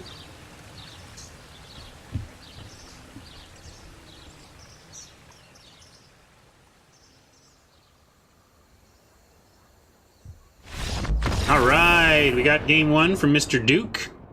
Good game, Reed. And extra clears, extra Thought Collapse.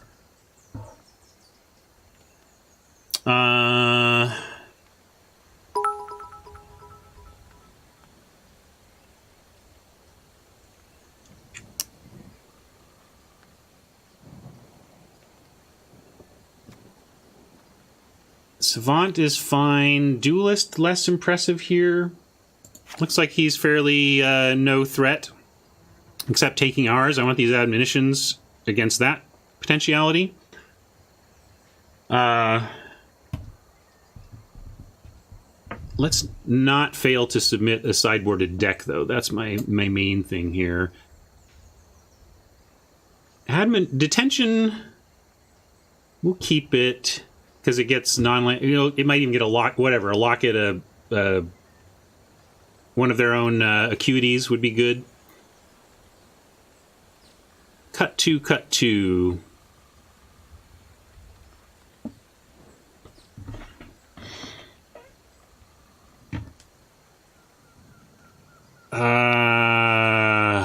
Shimmer, I like. Orator, maybe less important here. I'm going to cut these low drops that aren't really what it's about. Got 31 seconds. 31 seconds. Do I need all of these clears? Maybe I can cut one of them. 3 clears. 4 collapses. I think I'm going to try that.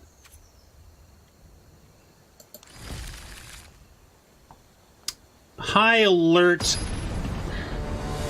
Still don't think that's right here.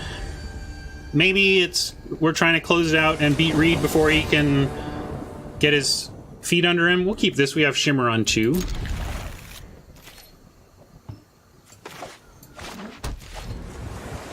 That's a good point, Rob. about what it does for Reed's removal. I'll keep that in mind. That's a good point. If we go to 3, we'll consider it. I did not think of it in those terms. We're looking for white mana here. And not quite the form, but we'll take it. Not the ideal form, but we will take this because it has taps for white, so we want it.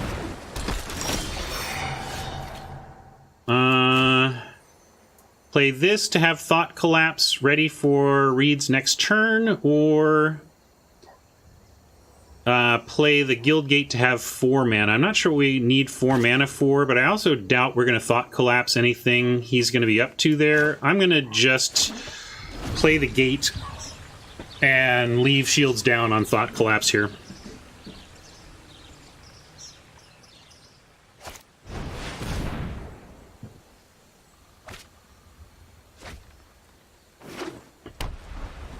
Looks like Reed was in a similar predicament.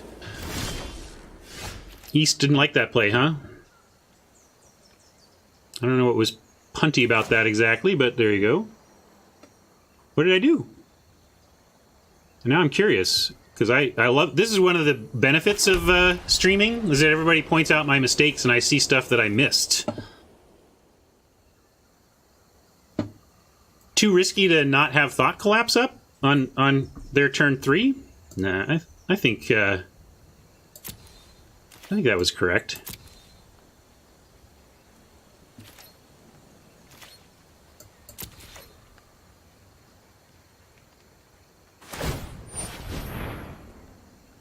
Yeah, at least I thought it. You know, I knew what I was doing.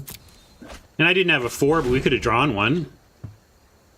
And I just didn't think there was anything Reed was going to do that we wanted, that we were going to get into want to counter over. I mean, maybe Acuity. Maybe he resolves an Acuity and we feel silly, but look, it worked out.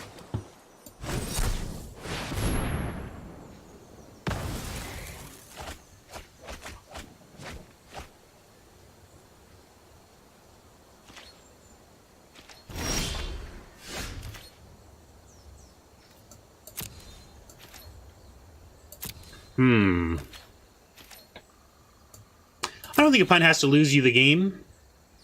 I think it has to be an inarguably incorrect line of play. How about that? Like that you can just demonstrate, no, that was a strictly worse play than this other alternative.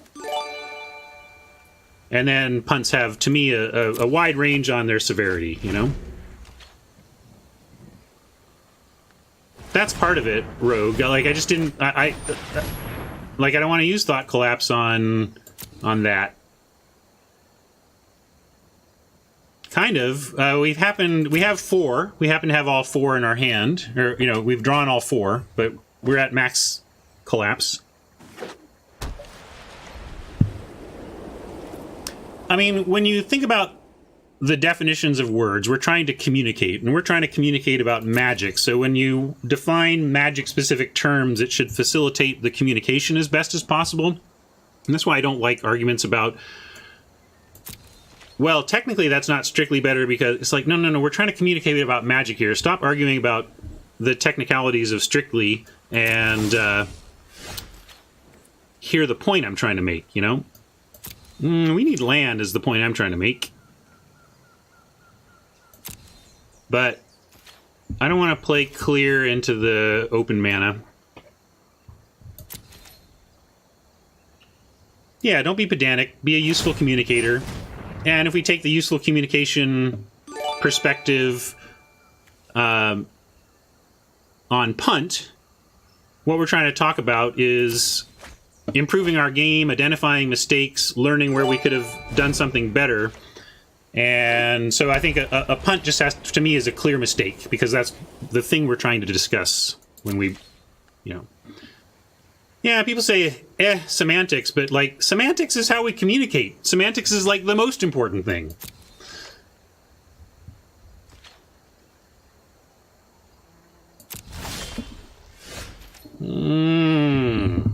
Boy, well, we sure wanted some land by now. Reed's kind of in the driver's seat, and we're forced to cast something. I'm going to give him Sage's Row Savant, and we got to go shields down. We could just We could pass. Maybe I don't need to cast anything. And maybe we just actually discard.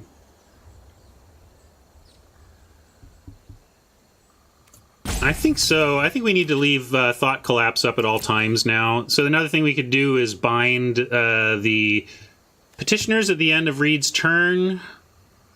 That would be the one window where I might consider that.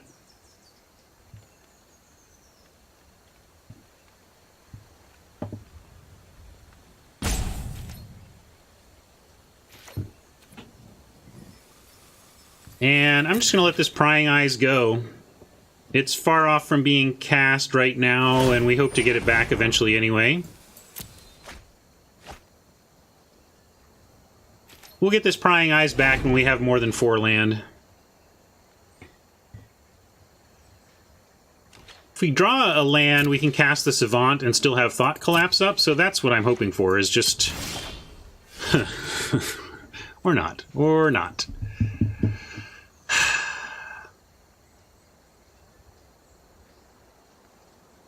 Tough to beat a Duke on 4 land in this matchup. And I say a Duke because Ian is similarly difficult to beat, and I've taken many shots at that in my time in R&D. Can we really sit here discarding, though? Just feels terrible, but I think I got to give Reed a turn and look for some land.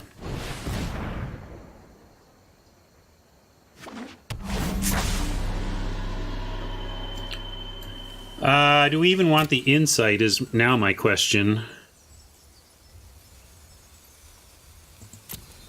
Probably just want a steady stream of lands. I'm going to put the insight on the bottom. Just want to keep giving ourselves the highest chance of putting a land on top of our library.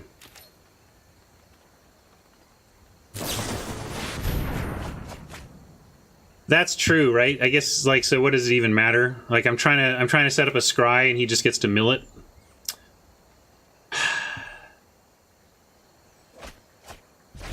But at least I didn't discard.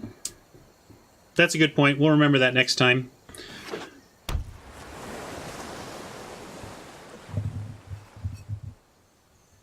Because I feel like I can't just keep discarding cards, and that my mistake was feeling like this was going to help us find land. If I thought it through and remembered that Reed can Petitioner away what we put on top, then I don't think I would have, because we don't get any great benefit from it. But I thought it was worth, at that, you know, finally getting a land and being able to actually play in this game a little bit.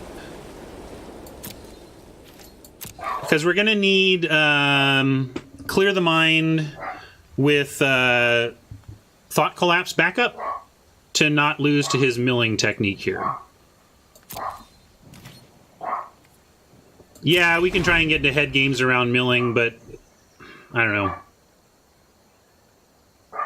I think it's just better to figure that our scries are not going to be that useful. And like, leaving something on top is whatever. And we got to let a locket happen. We're not spending our counters on that, as Reed well knows.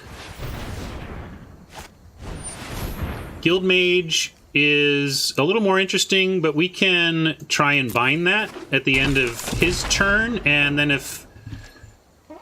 and I don't mind if it gets Thought Collapsed as much. We can go Admonition after that, especially if we draw a land.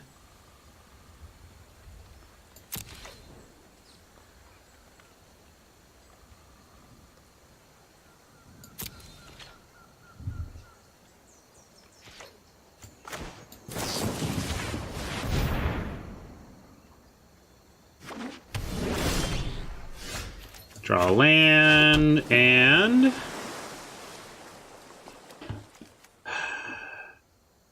there's an argument for Clearing the Mind while we can definitely protect it.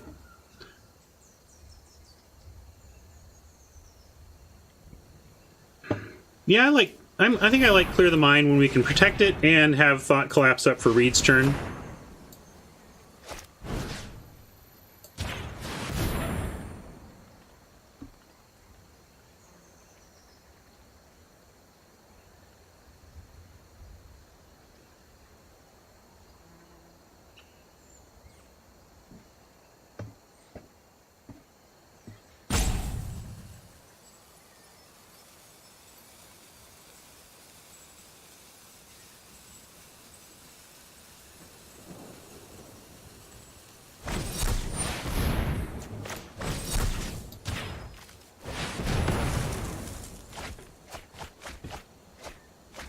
Ideally, we would have seen Clear the Minds of Reeds hit his bin, but we didn't. But we have double Thought Collapse. If we can just draw any of our 3 other Clear the Minds, we can probably protect it at 9 mana if we need to not lose the game.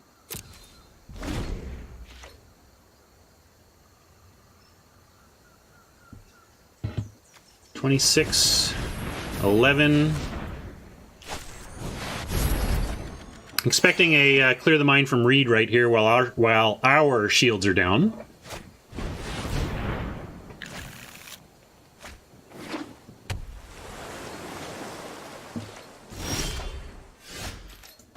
And 7 mana.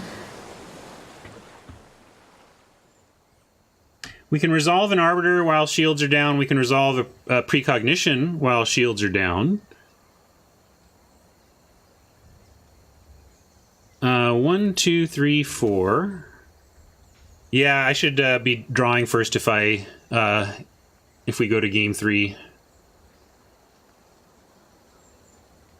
And I'm just trying to figure out the line here. I think we go down, shields down on Thought Collapse, because really we're using our Thought Collapses to protect our next Clear the Mind anyway.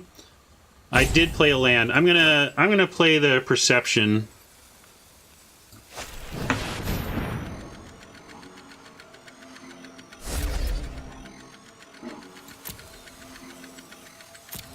Deputy seems great, and so does the Insight. Frankly, so does the land. We just keep it all. I'm going to keep it all. All looks good.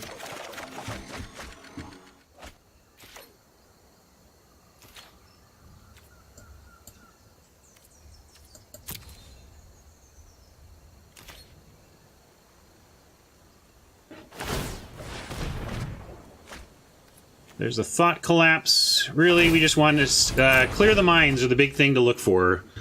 Anytime either of us mills a Clear the Mind, it's like cha-ching.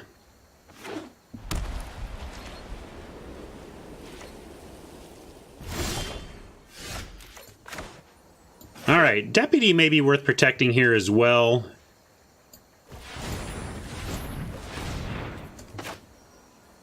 We can't protect it 2 spells worth, but we'll give it a try here. We got 1 Thought Collapse we can use for it.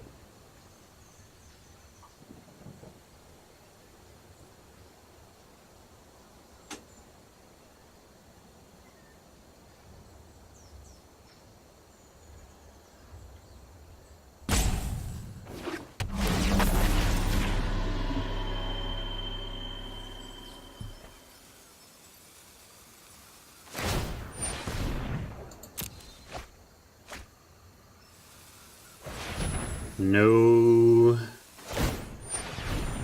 clear and no clear. So we dodged 2 clears there, and hopefully those petitioners are done for.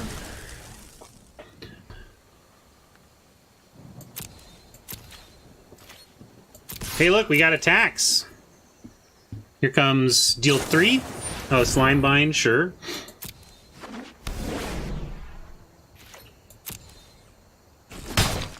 Yeah, I don't think Reed does, and I think so much of Reed's removal is Slime Bind and Sky Tether based. I think the suggestion of bringing in High Alert is a good one. Not to improve our creature's pressure or anything, but simply to effectively naturalize all of Reed's, or most of Reed's, removal spells. Yeah, we did. I milled 2 admonitions from him at some point. We have an extra Thought Collapse. Let's make Reed fight for this.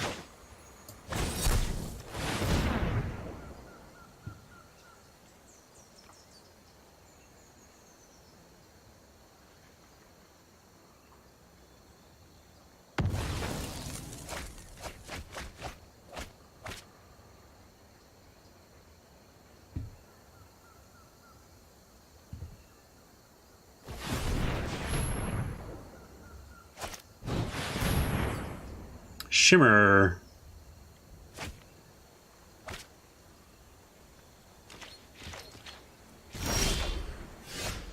I was going to say we could admonition our Savant, but we know Reed has mass manipulation that we want to rescue our stolen creatures with. But Savant helps us find better stuff, and, well, actually, we should just see if the Night Arbiter is enough to apply the right pressure here. We'll not worry about the Sage's Row. Also, we have battlements to draw where we can exile the Savant.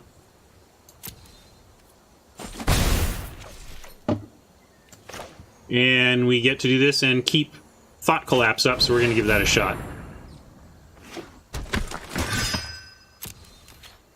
If Reed does something to remove the Arbiter, we're going to let it happen. That might be different. Do we collapse that? Because we could also admonition it. That's the other thing. We could just bounce it. Yeah, I'm going to bounce it and save the collapse for protecting Clear the Mind.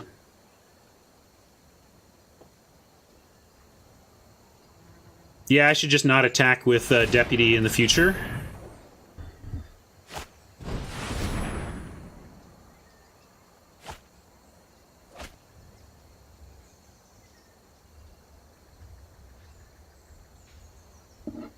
$12 to $16 on card count. He can resolve a clear here, though. I've gone shields down, so again... Oh, that's a little surprising. Yeah, let's start with the Deputy again. We've got the battlement, but... Start here.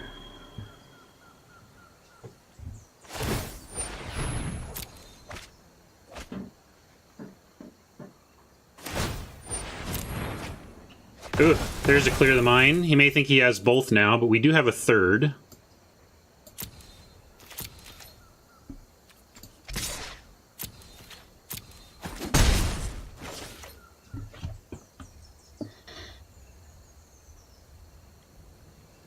And there's an argument for the battlement because I'm literally saving this Thought Collapse to protect our Clear the Mind. I am not going to counter anything Reed is really doing.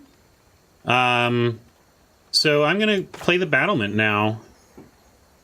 I'm going shields down because I don't intend to collapse anything. Or is there something we might collapse, though? Maybe I'm being silly. We can even Insight. Yeah, never mind. I'm going to collapse, leave Collapse and Insight. We have all these instants. Might as well just leave the instants up.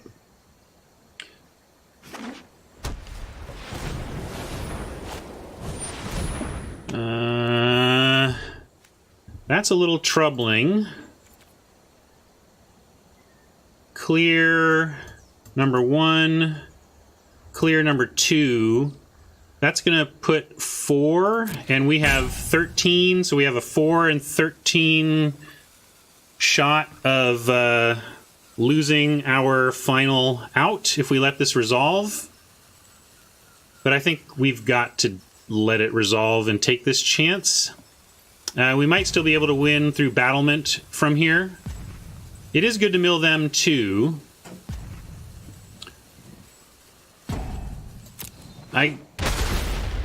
Yeah, I think we gotta let it happen and cross our fingers. Okay, no Clear the Mind, no Clear the Mind, no Clear the Mind. Woo!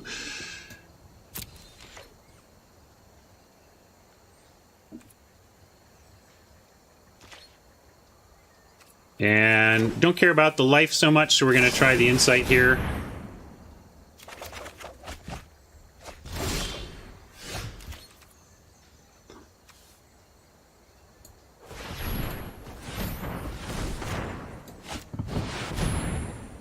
Would really feel comfortable if I could get a Clear the Mind in my hand. Not quite, not quite.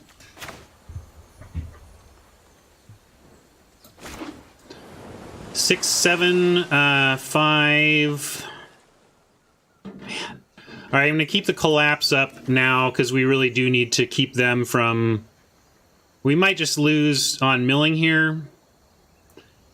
Yeah, we could bounce something to draw 1, but then we can't protect the Clear the Mind if we draw it. So I'm going to do... Then, I mean, we could wait and untap and then protect it, I suppose. That's the angle there. That's, you know... I'm talking about doing it all this turn is what we can't do. I guess that's actually worth it since we can still counter. Yeah, I'm going to do it.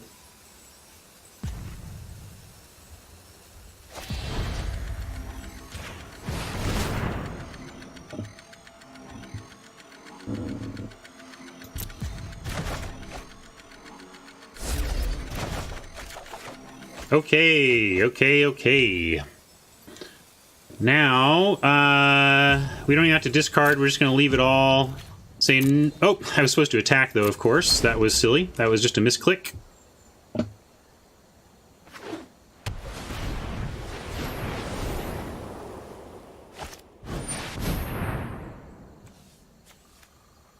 And we're going to go for the Thought Collapse here and hope he doesn't have the Thought Collapse for our Clear the Mind, but he's got to protect this, so I'm hoping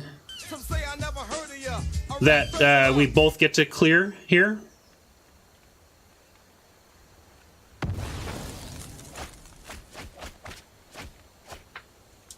Maybe he's saying, okay, you can stop mine because I'm gonna stop yours and you're gonna die. No.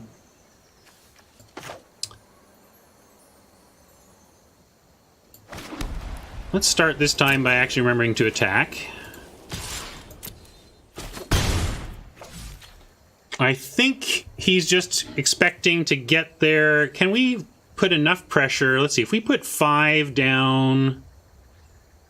Chillbringer and the Battlement. Like, if we go Chilly... We gotta go attack now.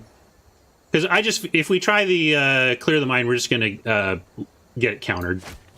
Reed is playing to counter ours. And I should have done that before, and then I'd have the Deputy in. So he's missed 17, 16, he should be at 14. And that's the difference between a turn and not. So I could easily end up losing this game and then possibly the match based on just a couple of missed attack situations, you know?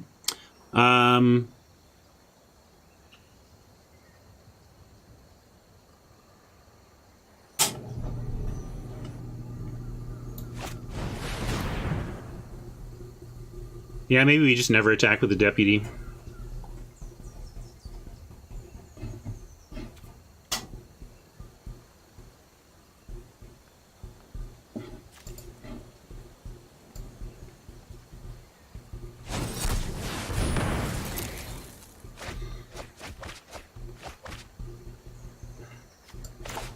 Well, here's hoping.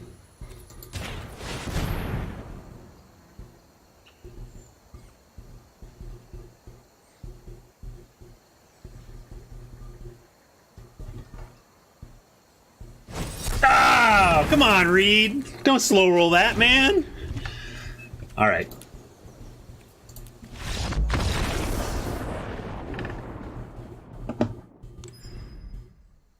Why you gotta be like that, Reed? Snap that off. Now, Reed's just a careful player, so he was making sure that there was absolutely nothing else, and then probably talking about it to his viewers. Oh boy.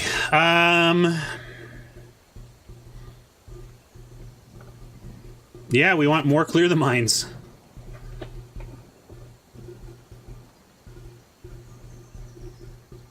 Yeah, that's what I said. I know Reed's not a slow roller. He was just being thorough. Learn from Reed. Don't worry about whether your opponent thinks you're a slow roller. Just make 100% sure you've got the right line, right? We talked about High Alert to answer his answers, and I kind of like that. I almost want to go less like let's be the aggro side of this matchup, and maybe even bring in a courier. Cut. Got 1 minute.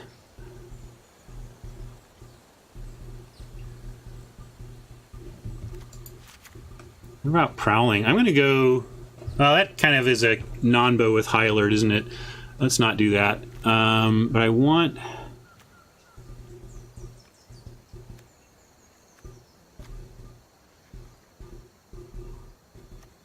Depose, deploy. No, I don't want hexproof guy. He gets bigger and everything, but it's not really worth it. I got 27 seconds. All right, I'm going to cut one more clear again because we've kind of gone this high alert direction a little bit. Maybe not the best sideboarding, but I cut a clear because we have somewhat mixed purpose here, and so like I know I've switched a little more aggro. That's why, and that's why I'm going to play first as well, because I'm actually just going to try and get him dead. Is the thing.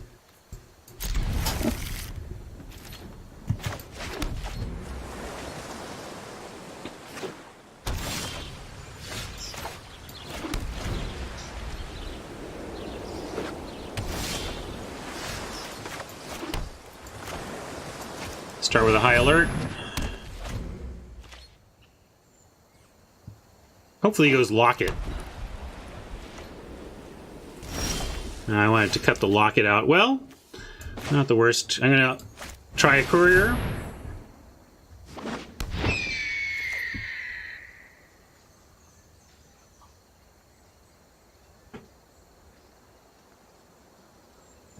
Yep, we've seen an expose, but got to make him have it, I guess.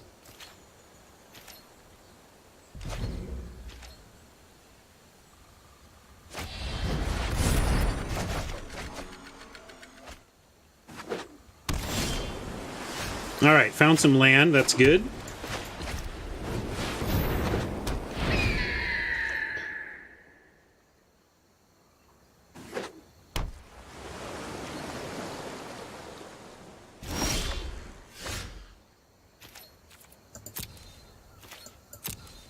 Well,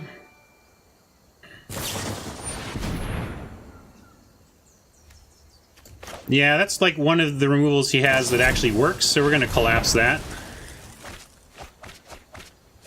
We may lose this to the 5 damage spell, but we got to try.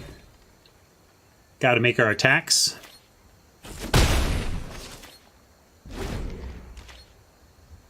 We'll clear it back anyway.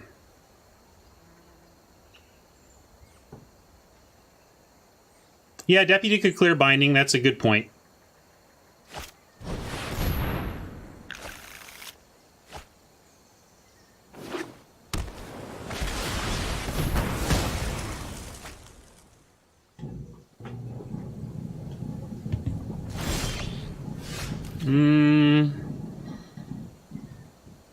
I'm gonna clear here because I want to find land, and Reed is tapped out, and we get our high alert back in the deck and everything.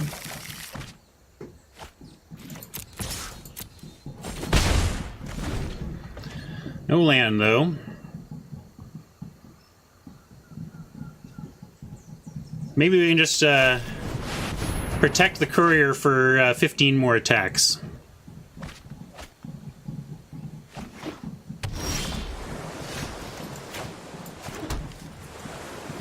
Maybe this is an 18 lander. Well, with this hand, we may as well take the Vigilance.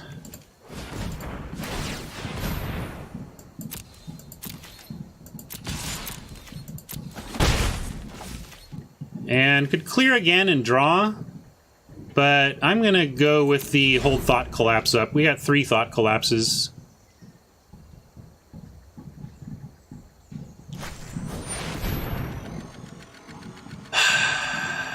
Sure.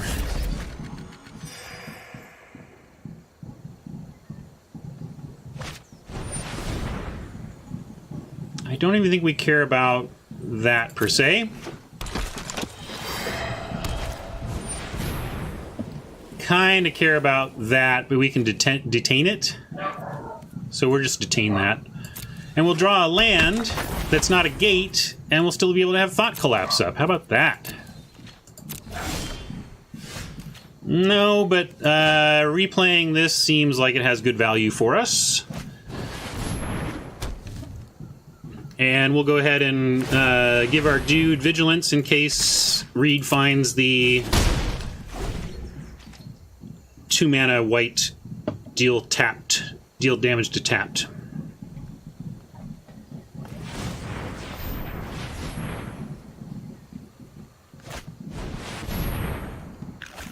It's not a bad sign for Reed to be clearing. It means he's looking for answers to the courier.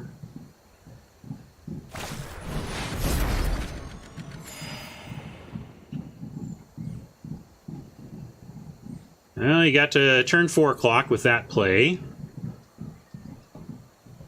But we get to untap with Thought Courier, and if we can just find an untapped land... island, please, gods. Island? No island. That is one vicious clock in and of itself, though.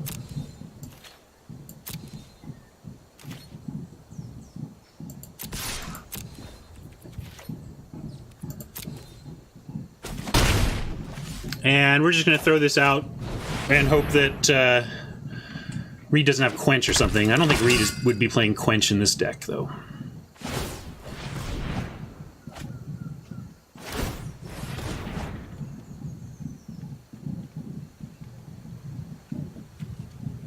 I did, but there was no way to attack for 4 and cast the Arbiter, and I thought if Reed can deal with the Courier with that spell, it doesn't mean he can deal with the 5/5 unblockable that we have in back. Yeah, Mass Manipulation would be bad, but we got to take our shots here, right?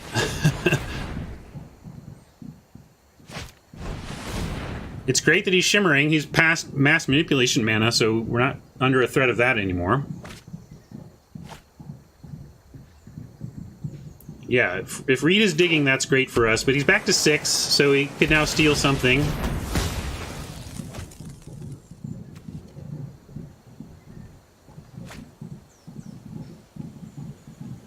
Now his removal is good again, but we have Deputy. All right, we did find another land, but it doesn't give us...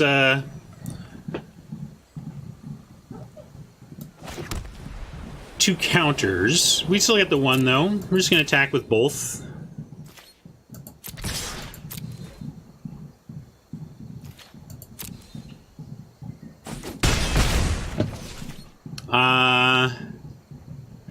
Since we don't have the capability of 2 counters, we should definitely clear the mind or Deputy here. And I'm down with clearing. I think we clear here. Try to get some land.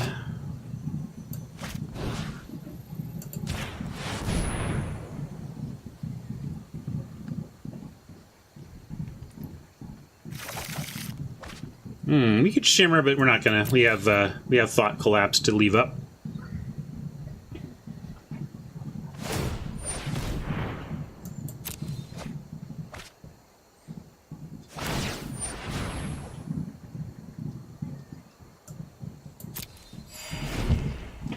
Going on the life gain. Sure, that makes some sense. So I guess we'll have to try and detain the Guild Mage on our next turn. See if Reed protects that or what he may try to do here.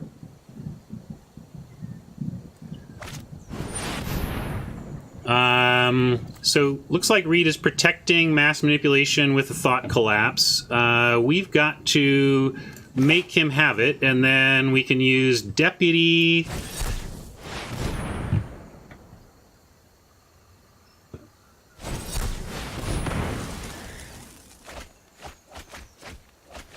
Where's our admonitions? No admonitions in the yard, so maybe we can find one. Let's go looking for... Reed is all nice and tapped out at the very least. So let's start with a shimmer looking for what we need. Chili Bee doesn't do it, but... Precog really helps us dig for it.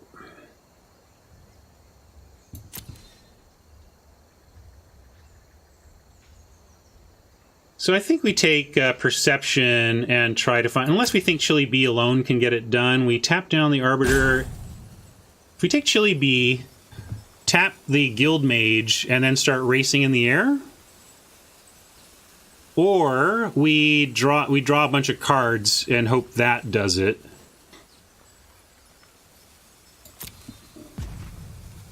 Precog is the longer play. Chili is the let's try to win this play.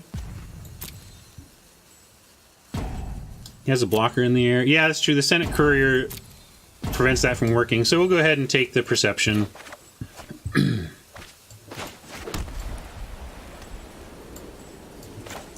Yeah, I'd love to bouncing our guys back seems great. Yep. So we got to find that. There we go. Good, good, good. Found one of those. We'll keep the Acuity and take those two.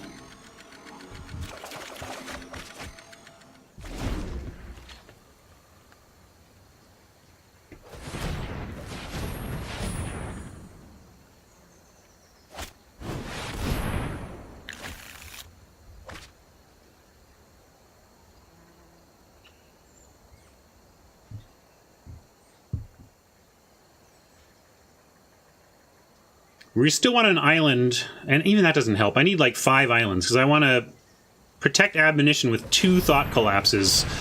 But it looks like if he's tapping down, Admonition with 1 Thought Collapse will work. We're at 16 cards, so clear is kind of wheel spinning in a less relevant way. Okay, we got blue at least, so... No, no, no, no. We're not going to use the Acuity because we want to be able to play like the Detention Deputy if we need to here, or follow up with... sorry, we're going to try and follow with the Night Arbiter. And let's see if there's a response to this at least.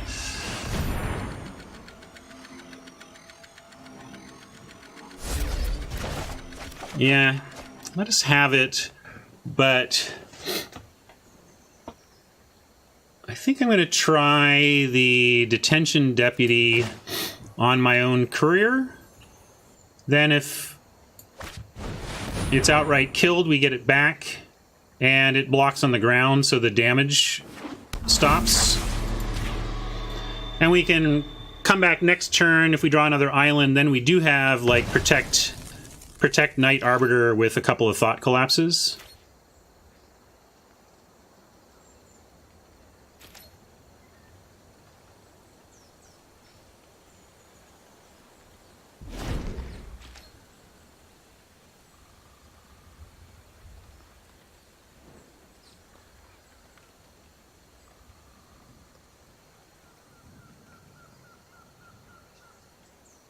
Yeah, certainly Reed didn't have a counter last turn, or he wouldn't have gone double Clear the Mind. There was too much digging last turn for that to be what was going on.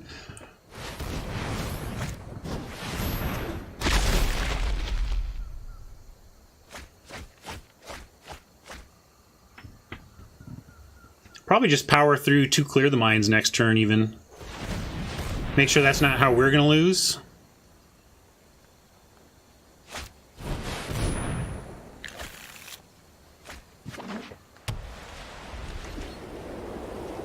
We are going to face Mass Manipulation again, which is really disconcerting. But maybe we actually try the Night Arbiter here. 4, 9, 5. I'll go 10. 5. We need 11 before we can double protect it. I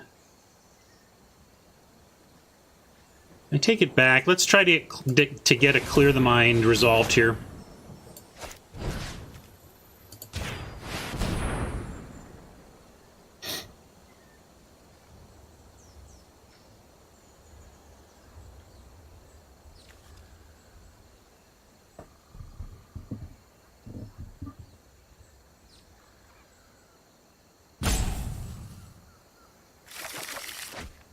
Alright, I like having an Admonition. It's protection against his recasting of Mass Manipulation. With 6 mana now, we have Acuity plus leave Thought Collapse up. So we can at least do that, which I like.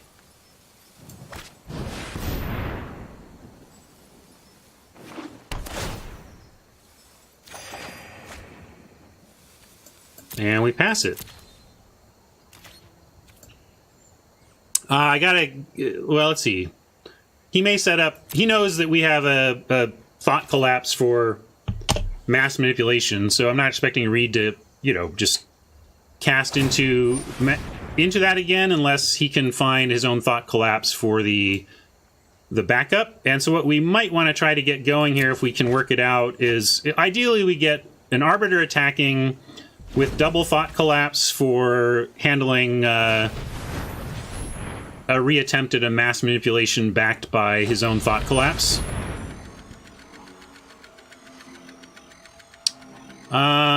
Yeah, I can't worry about that.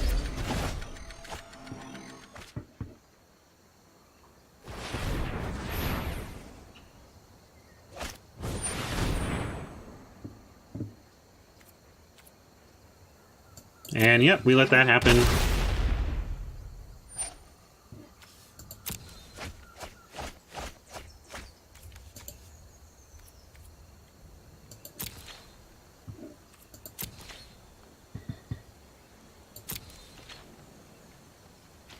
Reed has 8 mana and 3 cards. We've refound our High Alert, which is probably worth fighting for. We have 9, we could have 10 or 9, depending on which land we played. 3, 3, 3 means that we can High Alert with both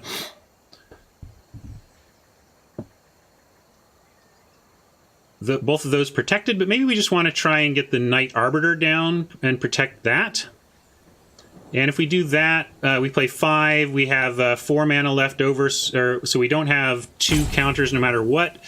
So we probably want to play the Gate. And I'm going to start on Arbiter, and we'll see if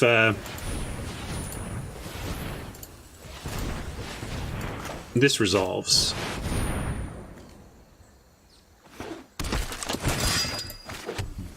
All right, we're going to try it this way.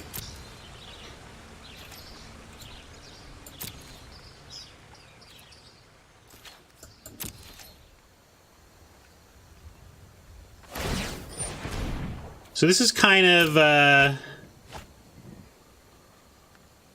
I hope the last window Reed has to resolve a manipulation only backed up by 1 Thought Collapse.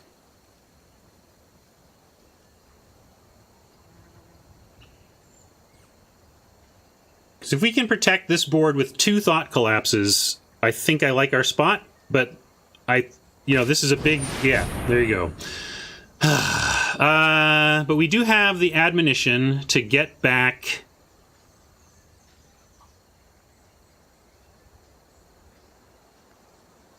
the Arbiter.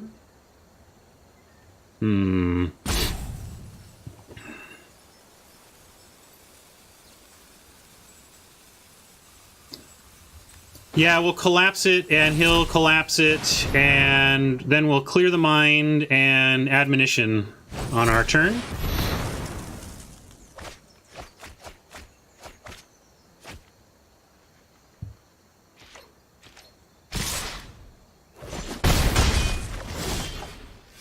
Okay, so how are we doing this turn?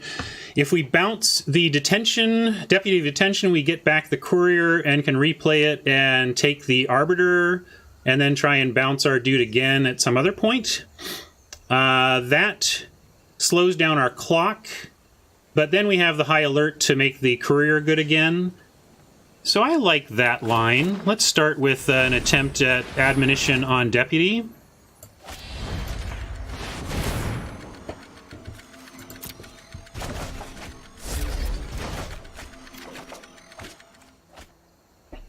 And I definitely want... We need to clear the mind. Let's clear the mind. Is that what I want it to spend? I think we're going shield. We might go shields down here again, but I want to clear while we have a good window to do so.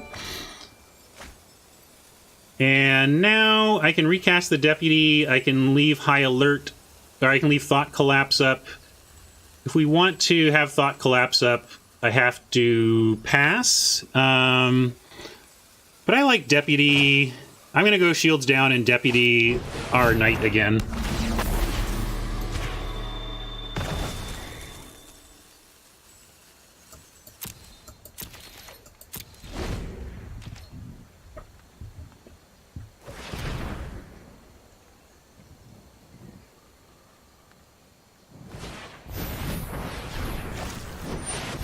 Insight is okay. Trouble is, Reed has so much mana, it's actually not okay. It's like it's trivial for him to then cast whatever is drawn. I think both of us are kind of in that spot. So you can still get choked on mana even at 13 or whatever. And we're actually not fighting over Clear the Mines at this point. We're fighting over mass manipulations that keep us from frickin' losing.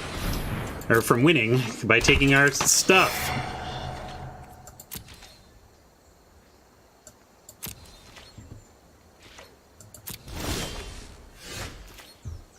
Okay, we definitely like islands, and we already have our gate out, so it's safe to play lands now. We only have one gate. That was the thing that was making it silly for me to play how I was doing it before. And we'll do High Alert and protect it with Thought Collapse, but I want to do a 2 planes High Alert.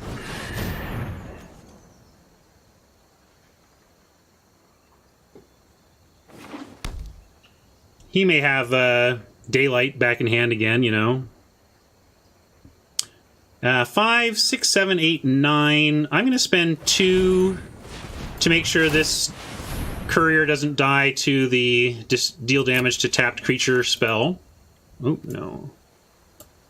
No.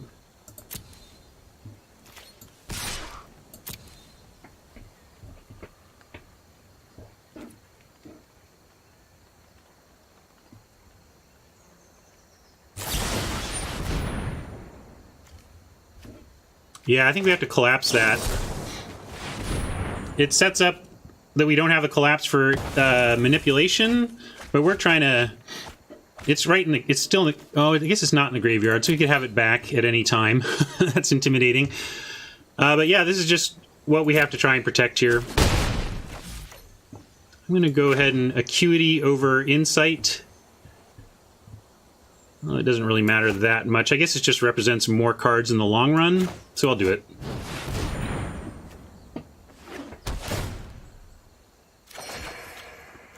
Got a clear in hand now. Alright, we need to dodge manipulation for a couple more turns here. That doesn't look good. That's some manipulation mana right there. Oh, Prying Eyes mana. Great, great, great. But he has manipulation mana left. Oh my gosh, it's like likely that he has manipulation in his hand at this point.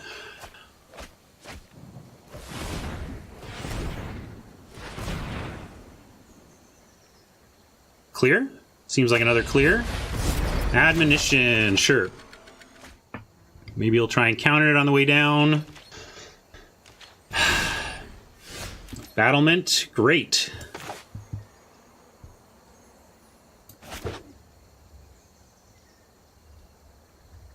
Love it, love it. What do we want to try and get countered?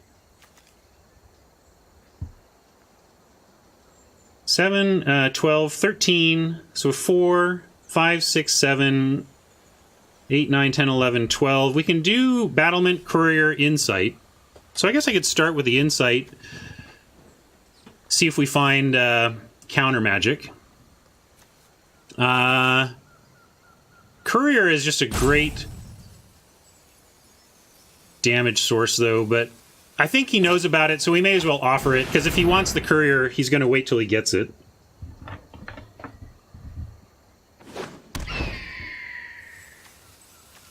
And I might want to represent Thought Collapse here, rather than get 2 life off the Insight, because the 2 life doesn't seem to matter much.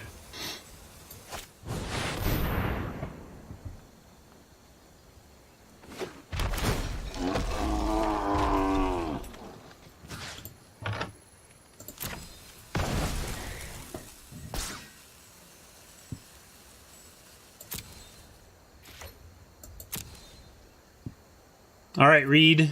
I'm going to pretend I have a counterspell. I hope you believe it. It's not going to matter. You can't play around things you can't beat, so it's not like he's going to not cast a game-saving spell because I might be able to counter it, but, you know. Oh, Reed, I'm feeling it, buddy. This is going in my Great Games collection for sure. Great Matches collection. The question is he feeling it?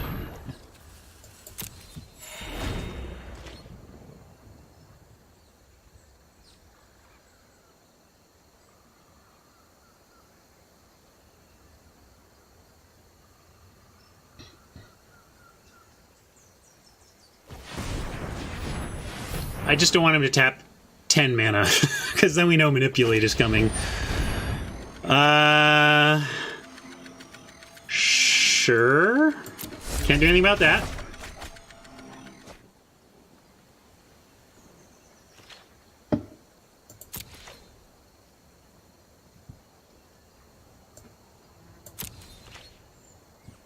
Yeah, clearly he doesn't have Manipulate right now, but folks, he has 8 cards. He could draw it at any time. Like, we need to find counter magic.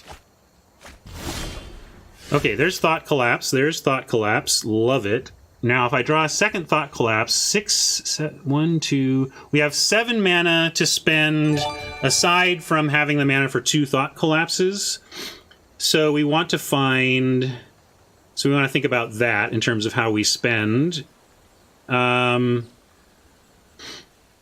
Chillbringing doesn't really do much, although it taps down this Guild Mage that is getting him annoying amounts of life. But let's start with an attack. Yeah, we didn't need to hold down full control anyway with when we had the Courier in play. Binding. Ah, boy.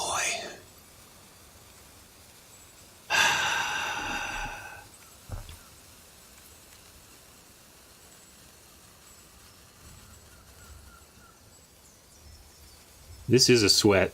Jeez. Yeah, I think Manipulation is what we have to protect against, isn't it?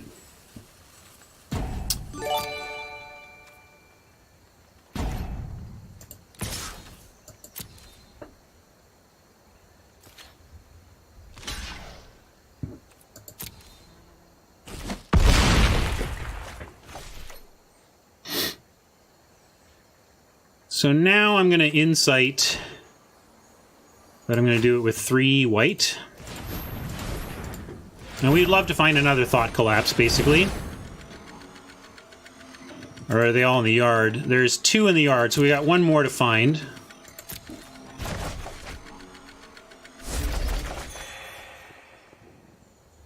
Oh, we could Admonition out from under the Binding and still have double Thought Collapse if we can find one. Binding of our own, which I like on Guild Mage, or we play something else for 3. 7. I also don't want to lose to him milling us out on the next turn. Yes, let's try Clear the Mind and see if we can get increase our chances at a Thought Collapse with this.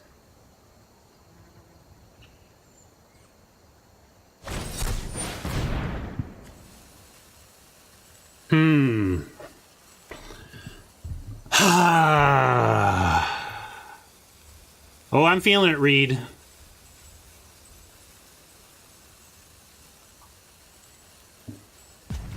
I feel like I'm going to lose if I don't protect this Clear the Mind.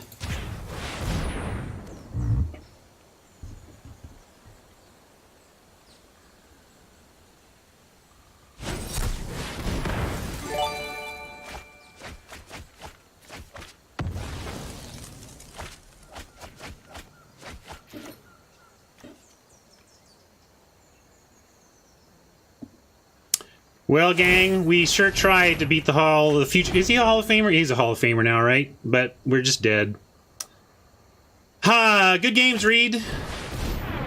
I did what I could. Well, let's call him the future Hall of Famer, Reed Duke. Good games, buddy. I'll throw that up on the old archives as a great match. And could not find a way through. Whew! Would have been a nice notch on the old belt to have a Reed Duke notch, but it is not to be this time.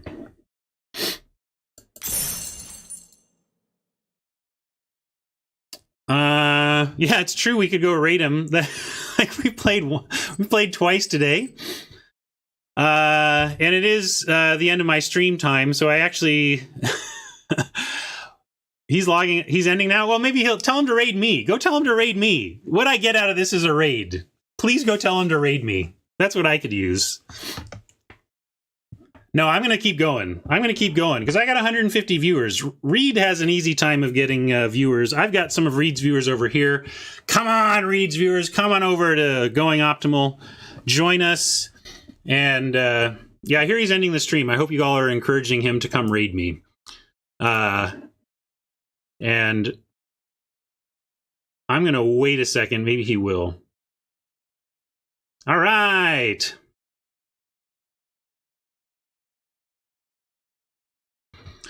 Hey, Socks. Glad you came in. All right, we'll wait for Reed and the gang to show up before we keep going here.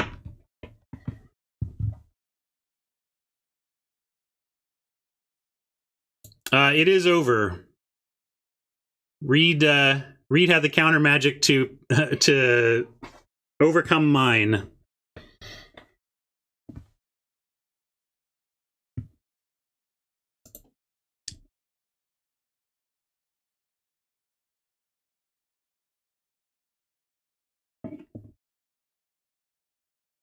Well, let's get going anyway. And then if we have an incoming raid, they'll just miss the beginning of the match.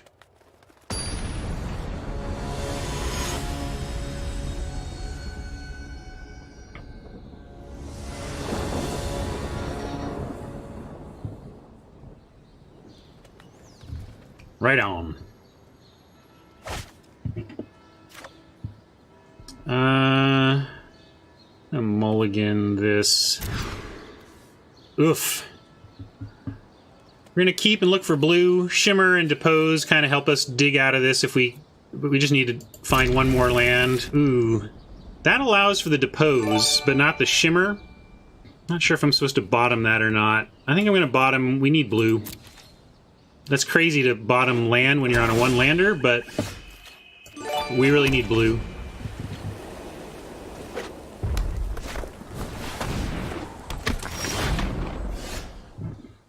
Hello, incoming rabbits. I don't know what Reed's viewers call themselves. Hey, Reed. Thank you for the raid. I appreciate that a lot. We are going to Depose and look for... Wait, I'll make sure on their turn. Oh, they're on their turn. Hold on. Let's not fumble my play while greeting newcomers. We're going to Depose here. We mulliganed to 5 and then kept a one-lander, and we're desperately looking for blue here. Reed, that was a great game. Great match. Thanks for that. It was. I'm going to throw that up on my YouTube, and you're going to be the future Hall of Famer that got away on that one. But oh, that was great. There's only so many mass manipulations I can plan around before before I'm done. All right, we got a aggro. This is a little bit of a different matchup here than what I just went through with Reed. If we get an island off the top, we're not just completely dead here, but this is not looking great for us in game 1. Those lunch boxes have a little bit of a story that you can look. Keyword here. Thanks for the follows, everybody. Appreciate it. I know there's a ton of options for arena streamers these days, and I've got all these MPL players that I'm streaming against literally apparently today, and I appreciate you giving me a shot. And how do we win here? I guess we're going to make them trade with the shade at least. Pump and trade.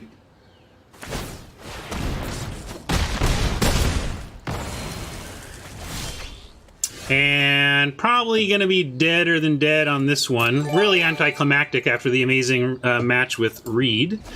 But so it goes. Oh, did I spell it wrong? Oh, yeah, there it is. Carrion Imp. All right, we just had one of the... I call these the mana system on Magic is one of its, what I call Model T features. The Model T is the first assembly line car changed the industry, defined the industry, was so important, but also has a bunch of things that just aren't great or modern about it. And one of Magic's problems that sometimes it just creates, it has some non-games, you know, sometimes you just don't actually play a game, and that's a price we pay for the good ones like we just had.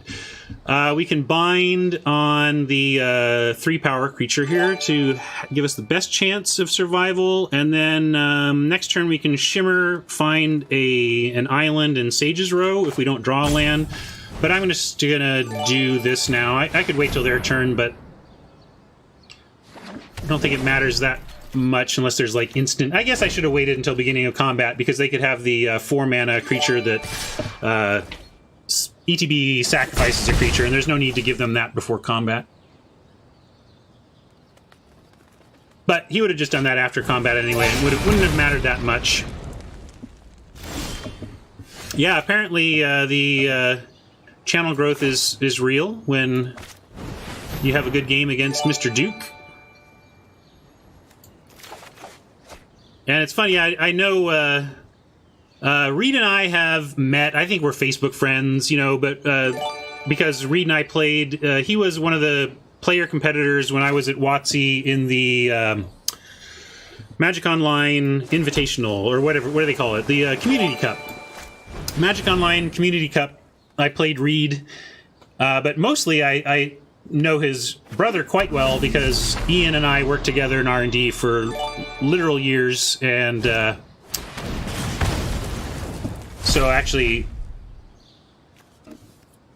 Ian is the Duke I have lost to far more than Reed. We can't really do any. We're just dead, right? I guess if we live, a duelist could do something about that.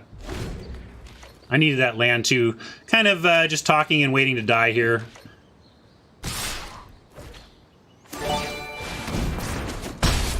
Yep.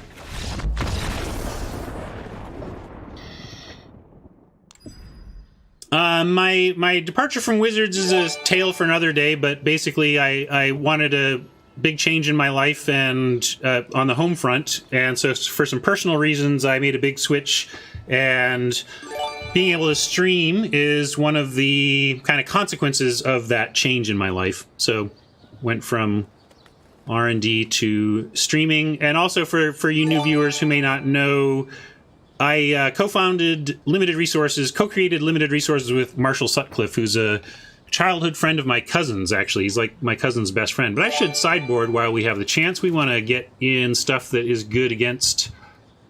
let's cut Prying Eyes, cut a Thought Collapse, get in some earlier defenders. Humongulus can be good in these matchups, actually. But I think just maybe in a Caracal, getting more... I just want more 2s. Maybe cut even more Thought Collapses. One more cut. One more cut. Thank you for all those follows. I really appreciate it. Even getting a chance to be someone you view is very valuable to me. Yeah, we can put in another battlement. It really does mess them up pretty good, doesn't it? So let's like cut like even the Knight Arbiter, and I'm running out of time here. Let's cut a clear. I don't think this deck, this isn't going to come down to clear the mind. Actually, we can put this even back in with that. I like this. I don't even think we need any. I cut both of them. Maybe we were supposed to keep one, but like, this isn't going to come down to decking.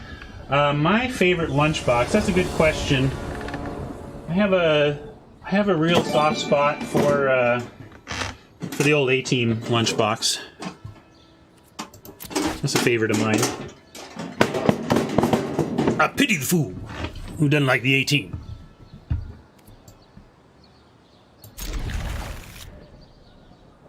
We're gonna go Orator into whatever we can, try and gain some life. I doubt the Orator will survive long, but Oppo mold to 5, so that's a nice touch.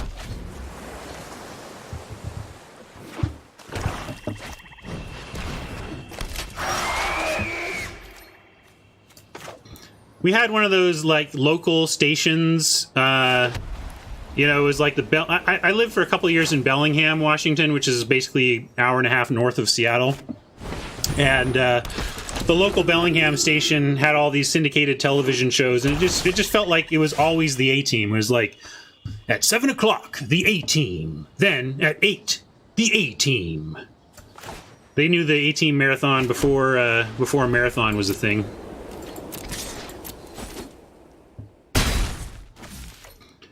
Bad memories of having to sell your collection in Bellingham, Reen? Well, this is the spell we got, so we'll play it. A little weird to be feeling like I'm the aggro player in this Rakdos matchup, but that's how the cards are falling. Rain, thank you for the... I really appreciate anybody who wants to correct my pronunciation of their handle. It can be fraught with peril, but to try and pronounce sometimes.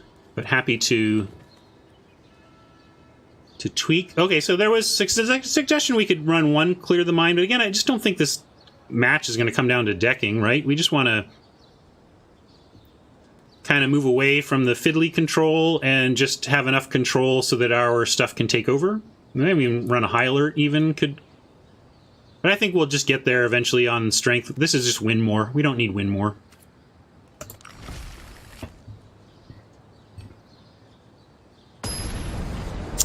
Since a lot of you viewing right now don't know much about me, or maybe don't, if you have a... We can do this AMA style too, and I can take questions about my time in R&D, or Marshall, or limited resources. My history in R&D is that I came in as basically a digital liaison between R&D and the digital team to improve Magic Online, to improve that relationship. And then after 4.5 years of that, I worked on Arena for a couple of years. No white. This would be such a great sneap if this had white, but we're against what is trying to be an aggro Rakdos deck, and I'm not willing to take the chance that we don't find white here, so we're going to mulligan. Yeah, we improved it to Arena. Good call. No, I did a lot of stuff. I know Magic Online gets a bad rap, and it has a lot of... It's very difficult to work on. Any of my fellow soldiers who were in those trenches with me know what I'm talking about. Dave Marcy and Chris Kiritz, and it's just a difficult product to work on due to a lot of reasons that really aren't worth getting into here. But I am proud of a lot of the things we accomplished on Magic Online in my time there. Nothing to do on 2, so we'll go ahead and drop this gate, giving us Thought Collapse on 3.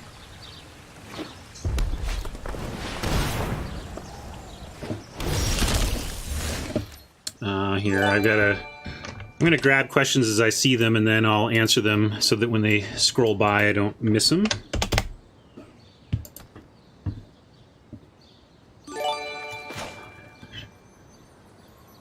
Oh, and sorry, I forgot to... I was distracted by chat. I didn't give you your meme. Here's your meme for the Burning Vandal. To the extreme, I rock a mic like a vandal. Light up a stage and wax a chump like a candle. Dance!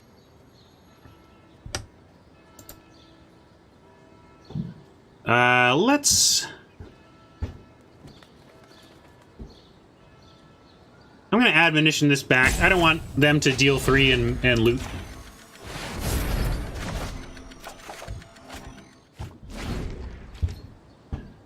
My son made that meme. He is our local meme expert. He's 16. And this is a lot of my stuff is rat themed, like my emotes and everything, all because of this particular one, which we used anytime Rat Burglar was played in Guilds of Ravnica. Some say I never heard of ya, a rat burglar. There's the boy now. They're on spring break this week, so no school for the kiddo. Sorry, let's see. Let's dump the courier. We could hold up Thought Collapse. I guess we could hold up Thought Collapse for the for this, and then come down with the battlement. But I don't care. I'm going to go courier, and then we'll battlement the courier, and the battlement will be 6 damage, and will be a nice a 6/7 Ooh. Well, if I knew there was going to be 2 of those, maybe I would have changed my opinion of things, but I still think we can actually race that.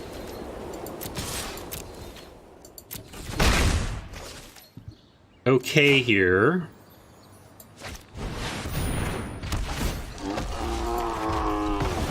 Especially if they don't get to 6 mana, where they can fire these off.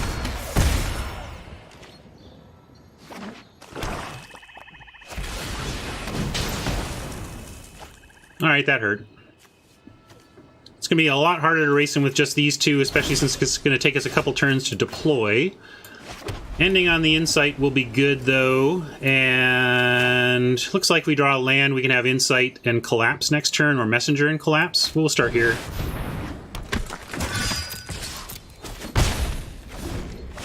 I looked briefly at the High Alert and decided we didn't need it, but man, I sure wish we had it now.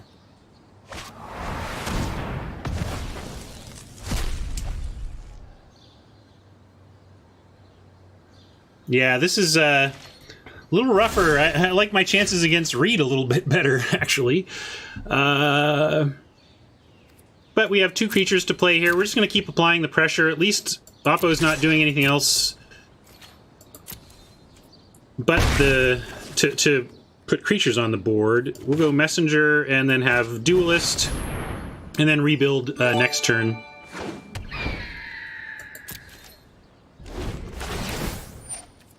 Now we'll expect Yield Vandal. The good news is you get the meme again. To the extreme, I rock a mic like a vandal. Light up a stage and wax a chump like a candle. Dance!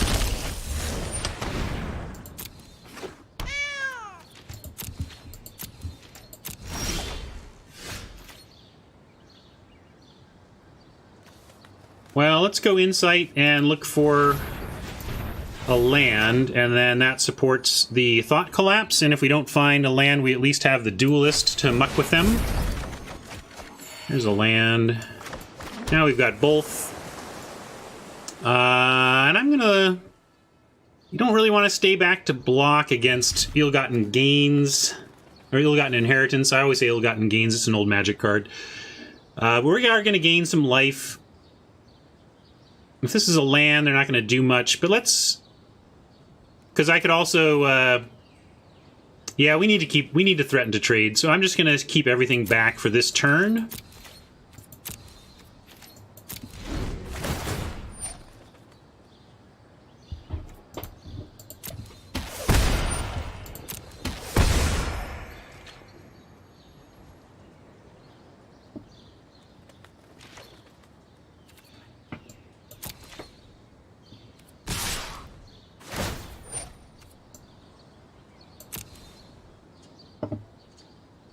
So now we can Duelist and try and get rid of both their creatures here. Shrink the Vandal. And then put everything else on the Maka. We lose the Fairy, but that seems... 2 mana 2-for-1s are okay in my book.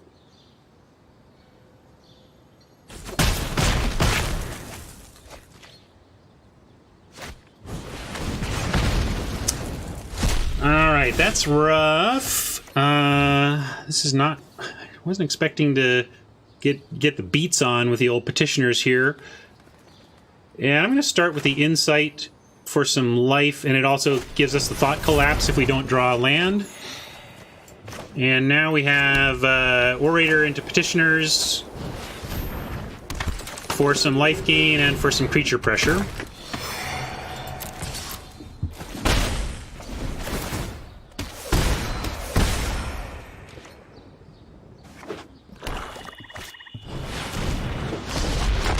And then Rakdos can make everything moot. Although it looks like we won some flips, so that's cool. But we're going to lose to him if we don't find something here.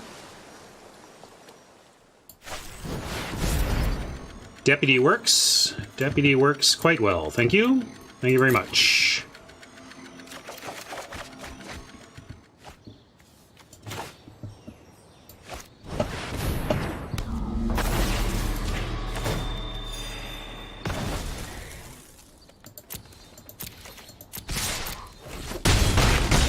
Oh yeah, I could have gotten rid of the IGIs, but this is going to kill us just as fast, right? I didn't really I still think this was the correct choice, but I should have at least considered the IGIs. Wow, is it easy? Did I just win 6 coin flips? That's weird.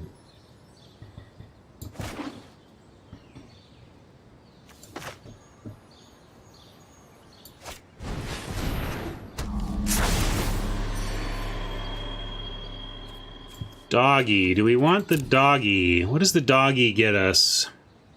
Gets us a life, but it really doesn't help us beyond that, so we're going to get rid of the doggy.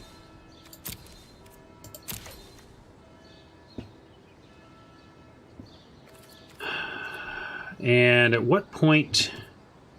Let's see, 30. We're not going to win that way. We get to gain a lot of life, and if Oppo... Yeah, I guess if Oppo attacks with Showstopper, we have some chances. Might have to do some suicide attacks next turn if they don't.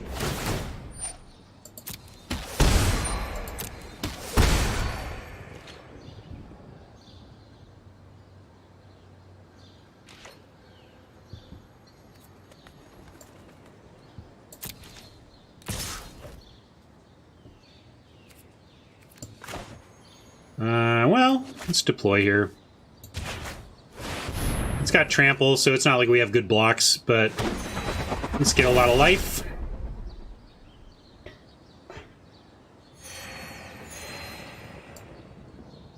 Yeah, I suppose there was no reason for me to do that there. I'm not even blocking, so that was actually a bad casting of that spell, because Oppo could easily... you know, there was just no reason to do it. Since I'm not blocking, I shouldn't have done that. No need. Looks like it didn't matter, but small edges, tiny punts. Good to be aware of them and try to plug those leaks. Well, we got nothing but mana, so might as well get vigilant here. I also didn't petition. Oh, I guess I couldn't. I can't remember if I was able to petition there.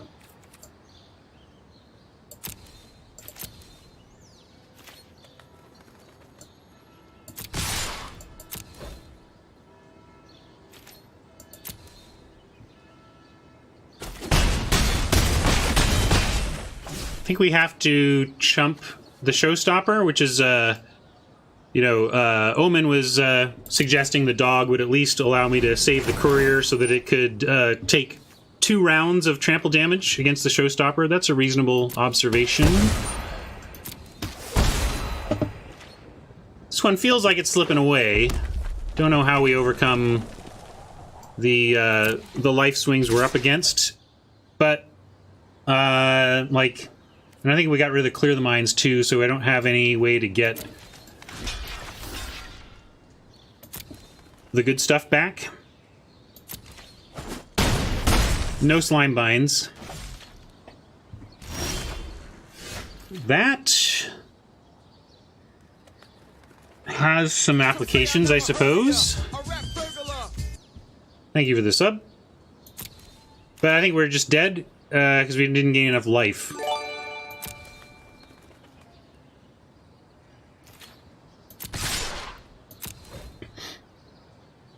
Yeah, I feel like we're dead, but we'll make him do it.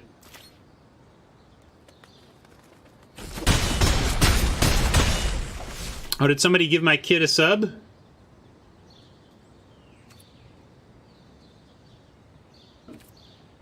Entropith is my son and the creator of those 2 memes that you saw. We also have Valhalla's Chosen Chillbringer meme, which I'll play in a second here. As we die. I'll draft again. Heck, I got 300 viewers. Let's keep going. We'll do M19 or something.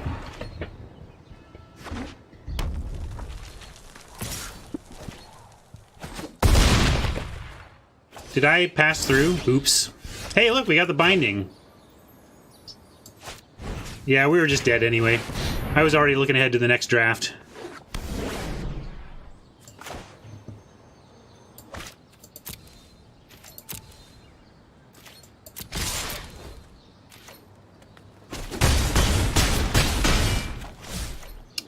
right, you got it, buddy. Epic match against Reed, and then kind of a sad trombone match against Rakdos.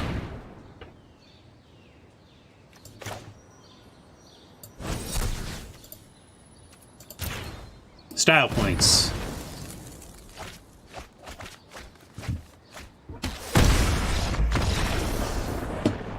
Wow, I feel like with how hard we worked with this deck, we deserve more than 0 gems, but we ran into a Future Hall of Famer and Rakdos, so there you go.